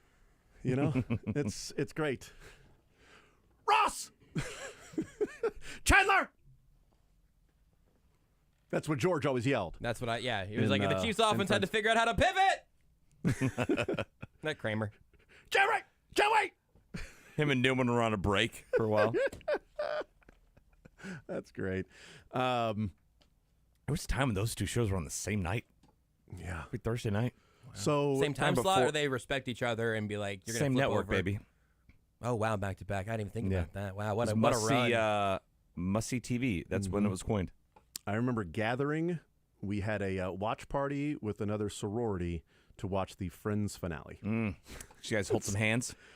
Yeah, totally. We were holding hands. We were crying. We were like, oh, my God. Were you kissing like Travis and Taylor? Yes, we were kissing like Travis. We were kissing like Ross and... I was going somewhere before I went that route with friends. Probably I'm not Patrick sure where I was Mahomes going. related. Probably. Oh no, I know where I was going. We were all wrong on our prediction for the Chiefs and Ravens. Is where I was going. We were all wrong in our prediction. Was that closest to spread? I thought I was going to. I had a 10-point spread. Let's see. I've got it all right here so that people will know, so we can be fully transparent. I had a 3-point margin. That was close. Josh had it 23-20 Baltimore. I didn't need to say that last I time. had it 26-24 Baltimore. Mick had it 30-20 the Chiefs, and Dylan had it 24-20 the Chiefs. So we were all wrong. Nobody had it 17-10 Chiefs. So we Dylan's all my four spirit animal. got We're just on the same right wavelength at all times. You guys really picked the Ravens? You kicked me off the show. You banged me on Friday, so I didn't hear it. You guys picked the Ravens, huh? I did. 51-49 was my percentage of confidence that it was going to go back and forth. The score. Yeah, it was a might as well. really high-scoring game. I think it's going to be a back-and-forth game, and at the end, I don't know, Justin Tucker makes a field goal, and it's going to be sort of the opposite of what we saw in the AFC Championship and Super Bowl, and it's, Baltimore's really, really good, so 51% confidence that they win the game. Josh and I were doing our part. Yeah, nobody believed in them. They said that helped. Yeah, you guys grabbed an oar. If being wrong is doing your part, you guys have done it all year long. Hey, actually, you know what? I've been pretty good in picking them to win. I picked them to lose to the Buffalo Bills. I didn't have faith in them when they were losing. I had faith in them when they're winning. Yeah. I'm not like Peter Schrager. Who's apparently is some sort of deity. Yeah, he's a witch. He's unbelievable. This would be 6 in a row for him if he gets if the Chiefs win the Super Bowl. And he got both right this year. Both of them, yeah. Both It'd be participants. Peter Schrager, the day of the first game, so the Thursday of the first game of the season, he makes his Super Bowl prediction on the air. And if the Chiefs win, he would go 6 for 6 last 6 years, making a prediction of who wins the Super Bowl. And he had Chiefs over 49ers. He got Rams right, guys. Yes, he got wearing a Stafford jersey. And the Bucks he got right. And the Bucks. Yes, the Bucks got right. And then and then he got Chiefs right while wearing a Bolton jersey. And he was going to make a so what is it? McDuffie, right? He said McDuffie's going to make a pick 6 in the fourth quarter of the Super Bowl. It's something where it was like a big play or something like that. Yeah, the video there that they were circulating. Which I don't know. Does he have a interception yet in his career? Nope, not yet. I don't think he does he? Still waiting. Great for the first player, one. right? I mean, just all over the field, and it's great. It's kind of upset that he doesn't have one. He almost had one that was thrown 2 feet away from him when the ball hit him right when Lamar Jackson was going down. He threw it and it bounced off his hands, and then bad decision. Yeah, there was a few of those for Lamar Jackson. The Chiefs played just absolutely phenomenal football, and I know that people have had fun with the you picked the Ravens to win. I mean, I find it that even more impressive that I thought the Ravens were the best team in the NFL, and the Chiefs went there and beat them and dominated the game. I mean, that's what they did. It was one play from the Ravens in which Leo Chanel had Lamar Jackson sacked, in which they got their touchdown. I mean, that was the play. That was it. And then they caused turnovers. They had Lamar bottled up in the pocket. The secondary was just phenomenal in limiting the opportunities there. The run defense, when they actually handed off, was and pretty honestly, damn at the good. beginning of that drive, thanks for no replays, CBS, I felt like there was on the near tranquil sack, I don't know how that wasn't grounding. I don't know how it wasn't grounding. The reason is Zay Flowers was over there on the sideline. You couldn't see him because Zay Flowers was 50 feet below the ball. No doubt. No doubt. No doubt. No, I saw that, but I mean, that is quote unquote that is in the textbook. That is textbook chucking it out of bounds, and there just happened to be a guy on the sideline. Zay Flowers give me was a break. In the area. He was 4 rows deep. Yes. He was in the area of that ball. So, yeah, I thought it the same thing. I'm like, didn't get back to the line of scrimmage because I didn't see Zay Flowers over there until the replay. Well, it doesn't if like, he was inside the pocket. Well, still. if you're outside the pocket, you still have to get I know, back to the line of scrimmage. I felt like they did get back to the line of scrimmage. It was like 4 yards short of the line of scrimmage. He was so far back that when he threw it out of bounds, it was like 4 yards short of the line of scrimmage. But there was a, quote, receiver in the area of when the ball But I mean, the line of flew scrimmage over rule his is head. when you're out of the pocket, right? When you can just throw it anywhere. Yeah, but you still have to get it back to the line of scrimmage, though, no matter what. Not if there's a guy in the area. Well, yes, absolutely. Yeah. Right. Yes, absolutely. So, in theory, there was a guy in the area when the ball flew over his head like a flyover. It was like the stealth bomber over his head. Well, you know what? There were fans in the area. They were down there, all 70,000 of them, with the flyover. But yeah, there were a number of things. I mean, the phantom holding call, which every offensive lineman that ever played the game was like, rough. That's ridiculous. Took 7 off the board. Took 4 off the board. And Chris Jones got kneecapped in the end zone. Chris Jones got tripped by Justice Hill in the end zone. Yeah, That's a safety. I think that might have been his intent there. Oh, when it happened, he goes down. I'm like, well, that's a safety. And then no flag, and then you watch it, and like, I could see how they keep it in their pocket there. It's like, okay, is he chipping him? Does he mean to have his leg out there? Did they hit knees and the leg went out? No, they kept their flag in the pocket because they knew that was game. Yeah. That's the only reason they don't call the trip there, because it was an obvious trip. And it's right in front of the officials. And if we throw the flag here, we know that's a safety. Yeah. They're now down 12, and the Chiefs get the ball back. I think maybe the Game reason why I over. didn't think it was obvious trip because it wasn't. Usually you see that guy's on the ground, right? Or it's ankle to ankle. This was like thigh to thigh almost, to where like he could get away with like, no, I was kind of trying to block him there. And so you usually don't see the trip that way. It's usually more with the lower portion of your leg using that. He tripped. He hit him right in the groin. Yeah, that's what I'm saying. It was high up. It was Chris Jones' knee. Yeah. Yep. I was going to go there if you didn't. What? Where was I going? So that would have been, let's see, Chiefs would have got the ball back. If that would have been called, Chiefs would have got the ball back up 19-7 with 10:20 to play. Yes, fourth quarter, yep. That's game. Now they still won. They still won the game. By the way, phenomenal punt by Tommy Townsend to put it at the 1-yard line, knowing the Ravens need 10 points, and the Chiefs defense would just allow him to bleed the clock. Just bleed the clock. Great tick, punt. tick, tick, tick, tick, Great tick. Job by Watson to know what planet he's on, because a lot of times those gunners don't know the difference between up and down there, and able to collect himself. And just a brilliant bounce. Just a soft, delicate, like landing on a pillow bounce. And Dave Tope's just turning to all the Chiefs fans saying, see, it does that. Told ya. That guy would have been better off to fair catch that, because that would have been at the 3, not the 1. It's 2 yards better. Idiot. 6 feet closer. Wait till they get a tripping call for a safety here because of that bounce there. You watch Justice Hill. That guy's going to get toasted by Chris Jones. Oh, man, Chris Jones looks like he's hurting there. I wonder how that happened. Probably nothing. Yeah, no big deal. He typically just falls all of a sudden. He's one of those just awkward, lumbering big guys that you see, like the 13-year-old that just had a growth spurt and is sort of lumbering out there, just looks like a baby deer trying to walk. That's typically Chris Jones when he's rushing the passer. He never he can never stay on his feet. I was proud of Sean Smith, the officials, for the personal foul penalty late when they jumped off sides, obviously, to get the penalty, to make it a 1st and 10, but then he just blows up the offensive line. That was just indicative of the Ravens the entire game, from pregame all the way to the end. We're just going to show you how tough we are. We're going to intimidate you. Oh, yeah, no, that's not working. There's 15-yard penalties there, and we woke the bear, and we're losing. Okay, but yeah, we're still going to show you. We're going to make Patrick Mahomes feel it when we hit him. 30 yards worth of penalties. Yeah. He felt it when we hit him high, and he felt it when we slapped him across the face. And he also felt it 2 other times when they went low that they didn't call it. And then they called so many penalties on the Ravens who were out of control that the Chiefs had to have, the refs had to have makeup penalties on the 2 holding calls on Trey Smith. Like, well, we've been calling. I mean, what did Bill Self walk over there and say, hey, they've got 10 fouls. Right. They've shot 20 free throws. We've shot 4. All 3 penalties accepted were all holds, right? Were the 3 holds. Taylor, right? Smith, and Smith. And 2 of them were not holds. Enough of Taylor Smith already. God.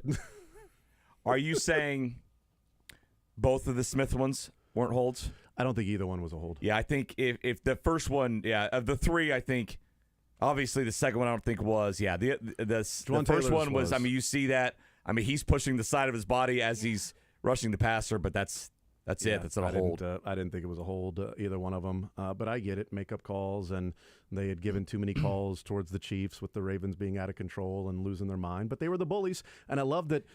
That was vintage Kelsey, not with just the best hands he's shown all season, but also here's the line. I'm going to go up to it with talking after every play, and I'm going to see if you're going to cross it over and meet me. And it did. Yep. And Van Noy, a veteran. The guy's been in Super Bowls. You know you don't do. I mean, you could jaw, right? You could be face mask to face mask, but you don't headbutt. You don't shove. And then Zay Flowers. I mean, just dumb. And that was huge. I think Snead had no idea he was doing it, and that was huge. And that Snead wasn't pushing back. I think if there's that retaliation there, the flag stays in the pocket, right? They don't throw it just on Flowers, but it was almost like Flowers was picking on Snead, and he threw the ball down. And he's jawing. That was classic. I mean, just the look of taunting. Yeah, I mean, absolutely. It's teach tape. It's what the officials are sending out to teams about. Hey, this is what we will not accept.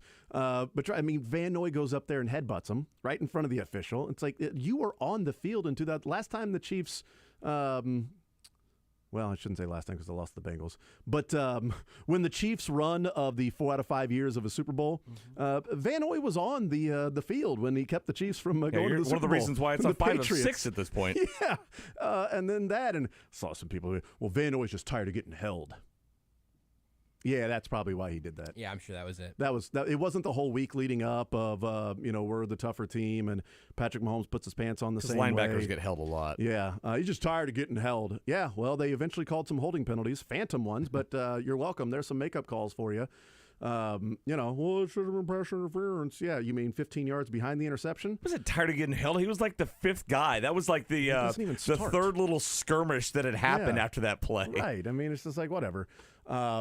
But I mean, it's just I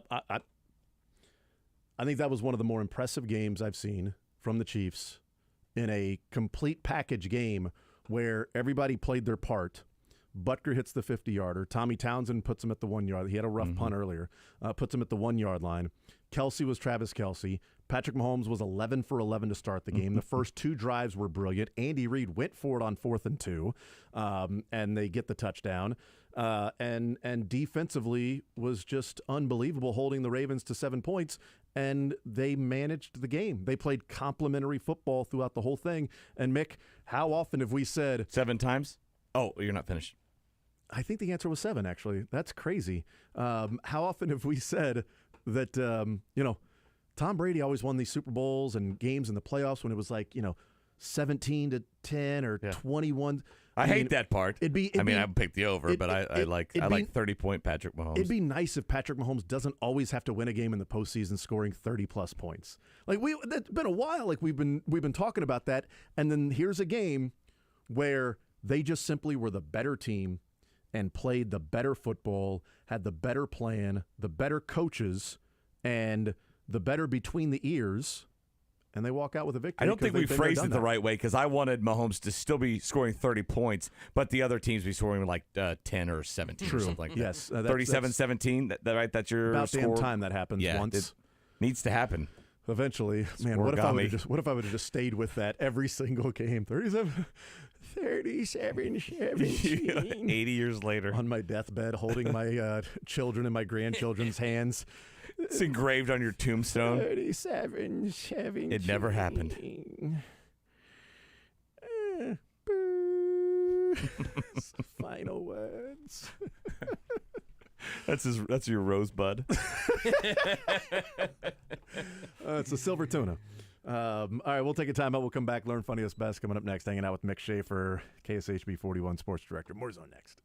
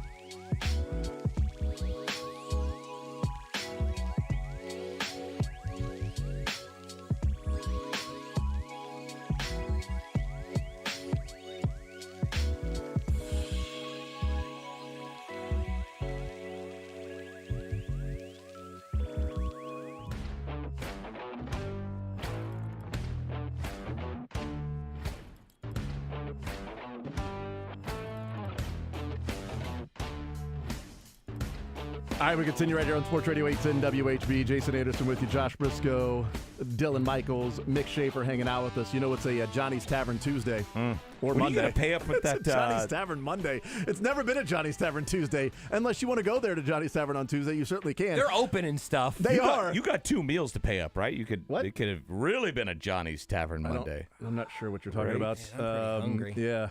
But no, Johnny's Tavern Monday, 17% off an 18-inch New York-style specialty pizza for every Chiefs game. And it's dine-in only at Johnny's Tavern locations, johnnystavern.com. And there will be one more of these specials as well because the Chiefs will be playing in the Super Bowl.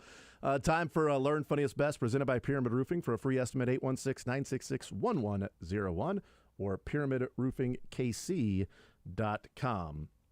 So a couple things that I learned over the weekend. Boy, a lot of things that I learned over the weekend. But one of them, we were just talking about it in the break there. I learned that Ravens fans really love Justin Tucker. And I get it. I understand. He's a Hall of Fame kicker. But I mean, like, really love Justin Tucker. Like, really love him to the point that they thought the pregame interaction was going to hurt the Chiefs because it was going to piss off Justin Tucker. The kicker, as opposed to the Hall of Fame quarterback tight end. He's going to try to make it harder now. Make more of those field goals. A Hall of Fame quarterback tight end that are actually out there playing. And I also learned that Ravens fans don't think that great players use any sort of motivation or any extra slight or any extra thing to throw it in the bag of bleep Eunice, of competitive prickness. Jordan never did that. We know that. And Mahomes and Kelsey, none of them do that, except for they came out their first 2 drives, went and scored 14 points, and Kelsey was amazing and had these amazing catches, and Patrick Mahomes was 11 for 11. Yeah, they didn't come out fired up at all. But also, they were the better team on the field. But yeah, learn that there's that love for Justin Tucker because he's the best player on their team, I guess. The Chiefs, I mean, they do it. They're petty the right way. They don't say anything beforehand.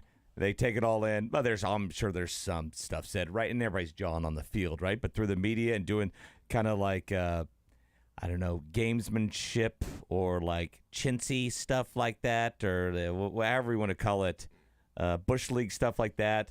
They don't do that, and then afterward they get their words in. The Donovan Smith video, it's great. Some tweets from Justin Reed and some other guys. Yeah, afterward they get their words in. Man. Justin Reed's tweet to a rookie last night was cold-blooded as it gets. It's, so many tweets.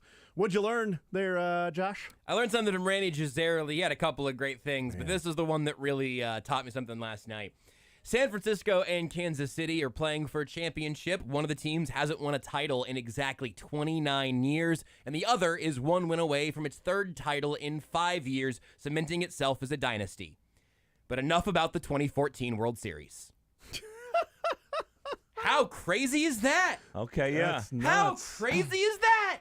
That is pretty good. That is crazy. Who won that one? Doesn't matter. Move on. No, who won that one? The team that was going for their third? It works out for this. Yes. Oh, that's a good point. Okay, yeah. 49ers sure. will have it next year. Okay, no, that's good. No, that's okay. Yeah, I'm yeah. willing to accept. I think either way, I can go ahead and tweak this into the Chiefs winning, so I'm good either way. The Royals crawled so the Chiefs could run. No, that's a good point. They lost in 14, so the Chiefs would win this year. It makes total sense. Everybody, community effort, Kansas City. Mick, what'd you learn?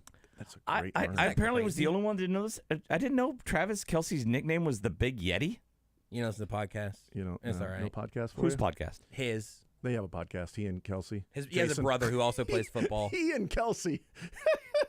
Travis and Kelsey. He has a brother I named listen to the Jason. snippets that that makes get sense. Is cut that a up for me. podcast? Is Snippets a podcast? I think I don't have Jason time for Kelsey any was podcast. wearing a Big Yeti It only shirt came out on recently. exactly. And I'd heard somebody else during the week say it. I'm like, that's not a thing. It's been a thing since I think the podcast started. I think Okay, it was so an early like in the run of, past year or so. Well, the podcast has been going for longer than that, right? Year and a half. Yeah, so year and a half. it was definitely there for the last Super Bowl, I would say, in the Kelsey Bowl when he That's played within against the his last year. brother. Yeah. I think it extends beyond that. I'm saying Okay. at bare minimum, it was a thing. I feel better now that it last hasn't Super been Bowl. something. Hasn't been something since he got drafted, right? Right.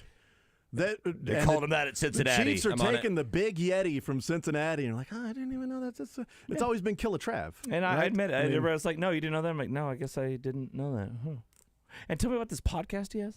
So here's a clip from the the Snippets podcast you listen to, only longer. Here's a snippet from October 16th, 2022. Quote, Big Yeti is the best nickname you've ever had. So maybe that's the birth of it. Maybe that's just one hit, but definitely October 2022. Verified New Heights clip. Yep, that's it. I got to listen to the podcast, which I won't. No, That's okay. Kind of anti-podcast. You're always listening to the Snippets podcast. It's very quick. Yes. Those podcasts are very quick. I need the Cliff's Notes podcast. What did you learn there, Dylan? I learned that college basketball is going to be enforcing dress codes now. The BYU student section displayed shirts with horns down on them, and the BYU administration asked them to remove them. Oh, my God. Now BYU's own head coach is scolding the student section. Oh, God. Which is just ridiculous. I mean, Come I on. actually thought I was going to search this. That's and just have the like a bunch BYU thing. Loosen up a little bit, Brigham Young. Yeah. Well, they're not even in your conference anymore. You got to see them for 5 more minutes. UCF ain't doing that BS. Hell no. They won't go. Cincinnati ain't doing that BS. No, not doing that. They're leaving the conference. Horns down the whole time. Come on. I mean, Steve Young, do something about this. In fairness, BYU doesn't want to be associated with anything horny at all, so I think it makes sense. Josh, what was your funniest from the weekend? Drew Tranquil's a goblin. He tweeted after the game, Big Red, T-Swift, and the boys just tore your parlay up again with a little smoke coming out of the nose emoji. And watching Drew Tranquil specifically enjoy playoff success after a career with the Chargers up to this point has just been really, really fun. And I like that he's just like, yeah, Andy Reid, Taylor Swift, and everybody else. Like, that's the March Madness assessment of a college basketball team you haven't watched. You get, well, you know, coach, star point guard, and them boys. He just did it for Big Red, T-Swift, and the boys. I love the free agent guys that come in and just embrace the culture and love the ride and aren't afraid to show it. Charles Omenihu is one of those guys. Dude, I mean, he told Aaron Ladd on the field, he's like, no, I'm playing next week. Yep. Oh, you feel good? No, I'm playing it's the Super Bowl. You think, he goes, do I look like a guy who's not playing the Super Bowl? Aaron's like, let's mix in a learn funniest best here. Let's mix that in. Here's Aaron Ladd on the field with Charles Omenihu after the game was over. Here's Charles Omenihu paraphrasing what Mick Schaefer just said. This is what I came here for, bro. This is exactly what I came here for. Make big plays, help the team win. You know what I'm saying? I'm going to be good. Like I know I'm not done. I'm playing. I'm straight. We're here. You're playing at Super Bowl 58. Yes. You think I look like somebody that's not going to play in Super Bowl? No, I don't. I'm there. Come on, bro. Come on, bro. Aaron Ladd with some great sound there from Charles. Do I look like somebody's not going to play in the Super Bowl? Come on, bro. Yeah, so he gets to go. You know what? If he'd have stayed with San Francisco too, he'd be in the Super Bowl. So either one, he was perfectly either fine. way. Either way, he would be there. What was the funniest for you from the weekend, Mick? For me, from the weekend, was a tweet by right now. Nick Jacobs. And he had it lined up pregame. All the Chiefs had to do was win. I wish you would have had this lined up pregame. And he said, will Justin Tucker be doing lunges in the middle of the Chiefs AFC Championship trophy presentation? Right after the game. It's like, oh, man. I love it. He's at the beginning, he was so fired up when he saw that. He's like, oh, I got a tweet for after the game. I just got to wait. Just waiting. That was it. Just waiting. I was like, that's a good one. Messed up his hair a little bit. Yeah, that's fine. The funniest for you, Dylan? The funniest was at a Bucks game this weekend. I might have a long-lost relative. So here's about a 40-second clip. The question was, name all 32 NFL teams. He's going to name as many as he can. If you get more, then you're going to win an epic swag bag. Today's category the end is the best, by the way. Is NFL teams. Are you ready? 3, 2, 1, go. Patriots, Bills, Jets, Dolphins, Steelers, Ravens, Browns, Bengals, Titans, Colts, Texans, Jaguars, Broncos, Chargers, Chiefs, Raiders, Cowboys, Commanders, Eagles, Giants, Lions, Packers, Bears, Vikings, Bucks, Panthers, Falcons, Saints, Rams, 49ers, Seahawks, Cardinals. That's Scott, that's time! You got a score of 30! Jeepers Creepers! Jeepers Creepers! Who did he miss? I thought the funny thing was going to be that was in Milwaukee, right? He got them all. No, he said he got 30. So he the guy messed just up. screwed up. If Okay, you go very back good. and listen, he does go by division. I thought I heard the whole every league. one of them. I thought so that was in Milwaukee. Yes. I thought the funny thing was that he was going to be stuck at 31 and couldn't remember the Packers. The Milwaukee. What is the one? Bucks. My funniest comes from a couple of tweets last night. I don't remember who tweeted it, but it took. I wrote it down when it happened, and I didn't retweet it. I should have. But it's a video of Zach Galifianakis at the craps table from Hangover. Mm-hmm. So it's a video of him at the craps table, and it's then cut in with the dealer showing 17, and then it cuts to Dan Campbell, and it says, Dan Campbell's got 18, says, hit me. Hit me. Shows a card that's got 18, and the dealer showing a 7, and Dan Campbell, hit me. Hit me again. Hit me again. Dan Campbell will hit on 18 when the dealer's showing 17. There's an old Family Guy skit. They tweeted out about Campbell last night. He was like, all right, sir, you have 20. And he was like, hit me. That's better. He turns over an ace. 21. Hit me. But, Peter, you've got 21. I don't care. Hit me. There's a 9. You have 30. Hit me again. Hit me again.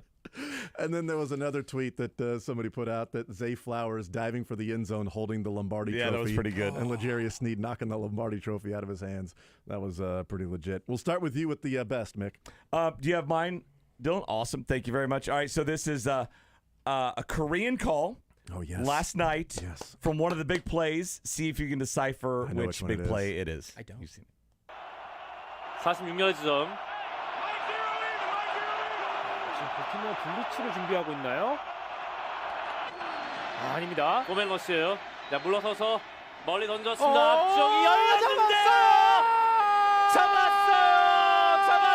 발데스 스캔틀링. You know what? Was that the Travis Kelce touchdown? Was not. Was it? Was Travis Kelce involved? Nope. Is that not what it was at the end? Play the I end. thought for sure that was his name. Play the last 5 or 6 seconds. Play the last 5 or 6 seconds. 멀리 던졌습니다. 앞쪽이 열렸는데요. 잡았습니다. 발데스 스캔틀링. I don't know. Valdez Scantling. There you go. I didn't even hear a Mahomes in there. If they dropped it, I didn't hear it. 3rd and 9. There goes. Valdez Scantling. That rules, man. That's awesome. I had DM'd me that piece of audio. I forgot to load it in, so thank you, Nice Mick. work. Well done. Your best was my best for you. Best for you, Dylan. The best is just a culmination of all the different bleep talking, karma. Oh, here we go. Right. There's no audio. It's just the Eminem double bird picture and the CJ waving to the fans in the second quarter, then losing, and then obviously Tucker and Millette, just both teams that everyone wanted to win, almost becoming a villain in real time. But great. What's Suggs doing? I mean, he's tried got to- more Super Bowl teammates on the Chiefs sideline than he does on the Ravens Wow, sideline. That's a good point. Boy, you're right about that. A lot more. They tried to run him out like it was Renegade or like a knockoff Renegade of the Steelers, and it just was. That would have been funny had he shown the Ravens ring, the Baltimore side, and then just ran over to the Chiefs side, broke out that ring. Dude, I forgot to say one of the other funniest tweets was, gosh, I wish I would have remembered who it was. I'm terrible at this. But they tweeted out that the Lions had mom spaghetti at halftime. It's really good. My best is, we can't play the audio, but it was Donovan Smith in the post-game locker room. Now, remember, Don't play that audio. Roquan Smith was the one that picked up the 15-yard penalty by trying to get the 5-yard penalty to give him a Was first he the one down. he hit too? Was it Smith the one he hit? No, Trey Smith. He hit hit Trey It was Smith. on the right side. So he right, goes and just as hard as he can. We saw the play.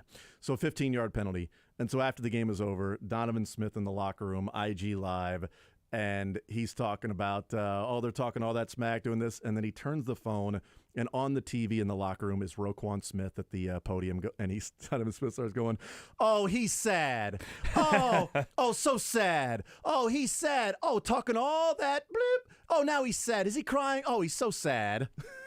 It's so great, dude. To defend Roquan just a smidge. What is? You're dancing on the grave of the Lions and defending Roquan Smith? Dylan. What is wrong with you? Mind you, this is the guy that everybody was like, oh, Dylan picked the Chiefs. Now he's defending Roquan Smith. I think it was actually smarter to get the 15-yard personal foul so the Chiefs couldn't decline it versus the regular offsides that we could have just declined and kept. I didn't think he did it on purpose, but I feel like because you can't decline personal fouls, right? So they could have declined But the, they could have You can declined the decline the offsides. 5-yard and taken it at second and 2. He would just have to do And it the again clock and do would- it harder the second But time. at that point, 15 yards is a big chunk of yardage right of the field. Correct. Because even if so- you punt at that point, now you're Yeah. really putting them deep. Yeah, for sure. No, Dylan's right, but he's also a hypocrite. Yeah, I mean, I cannot believe you hypocritically are now defending the Ravens after boasting the fact that you picked the Chiefs and you would never do anything that's positive for the Ravens. Whoo, hypocrite. Less than a show for us to figure out that. Josh, what was your best besides your worst being Dylan? Yeah, it was for me the image that Jeff Darlington tweeted out from the field. It's a picture of Andy Reid up on the stage with a huge smile, pointing straight at Taylor Swift, who appears to have her arm around Ed Kelsey, with Ed Kelsey's arm around her, pointing straight back at Andy Reid, with Tammy Reid right behind Andy, with her jaw on the floor. It is just pure joy, pure goodness, and a perfect little snapshot of how insane this season has been. And to show you how new Swifties are to the NFL, she looked at Tony Romo and said, "You're really good at what you do." It's the first time I'm like, all right, Yeah. Taylor, learn some ball. I mean, good night, man. Listen, a few years ago, maybe, but I am these Swifties infiltrating the NFL and talking nonsense. I think Tony's putting about a good 30 seconds into prep work each game these days. He said in the game that keeping the ball was important for the Ravens. you think you can take that many shots in 30 seconds?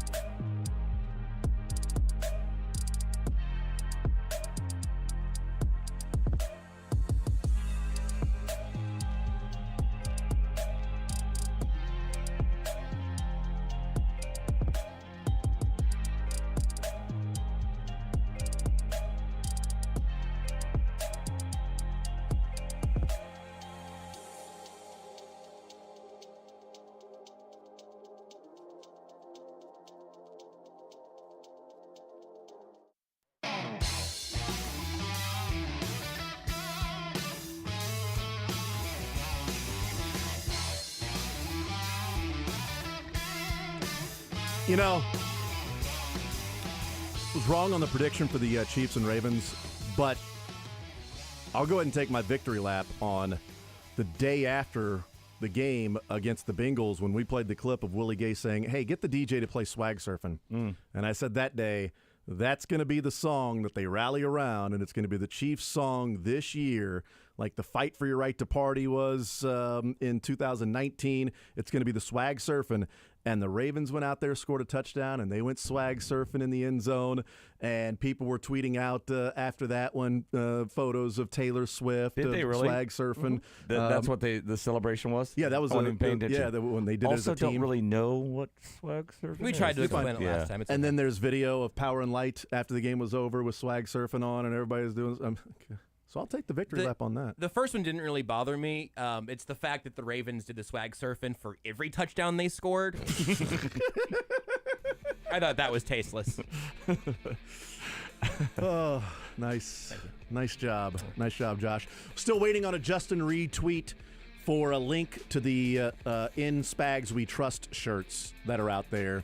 There are fake websites where you can get one that says... Oh, he's tweeting links right now. Oh, cool. Oh, there's a fake one that went up that said, in Spacs we trust, and that's not going to be it, but he literally just tweeted it.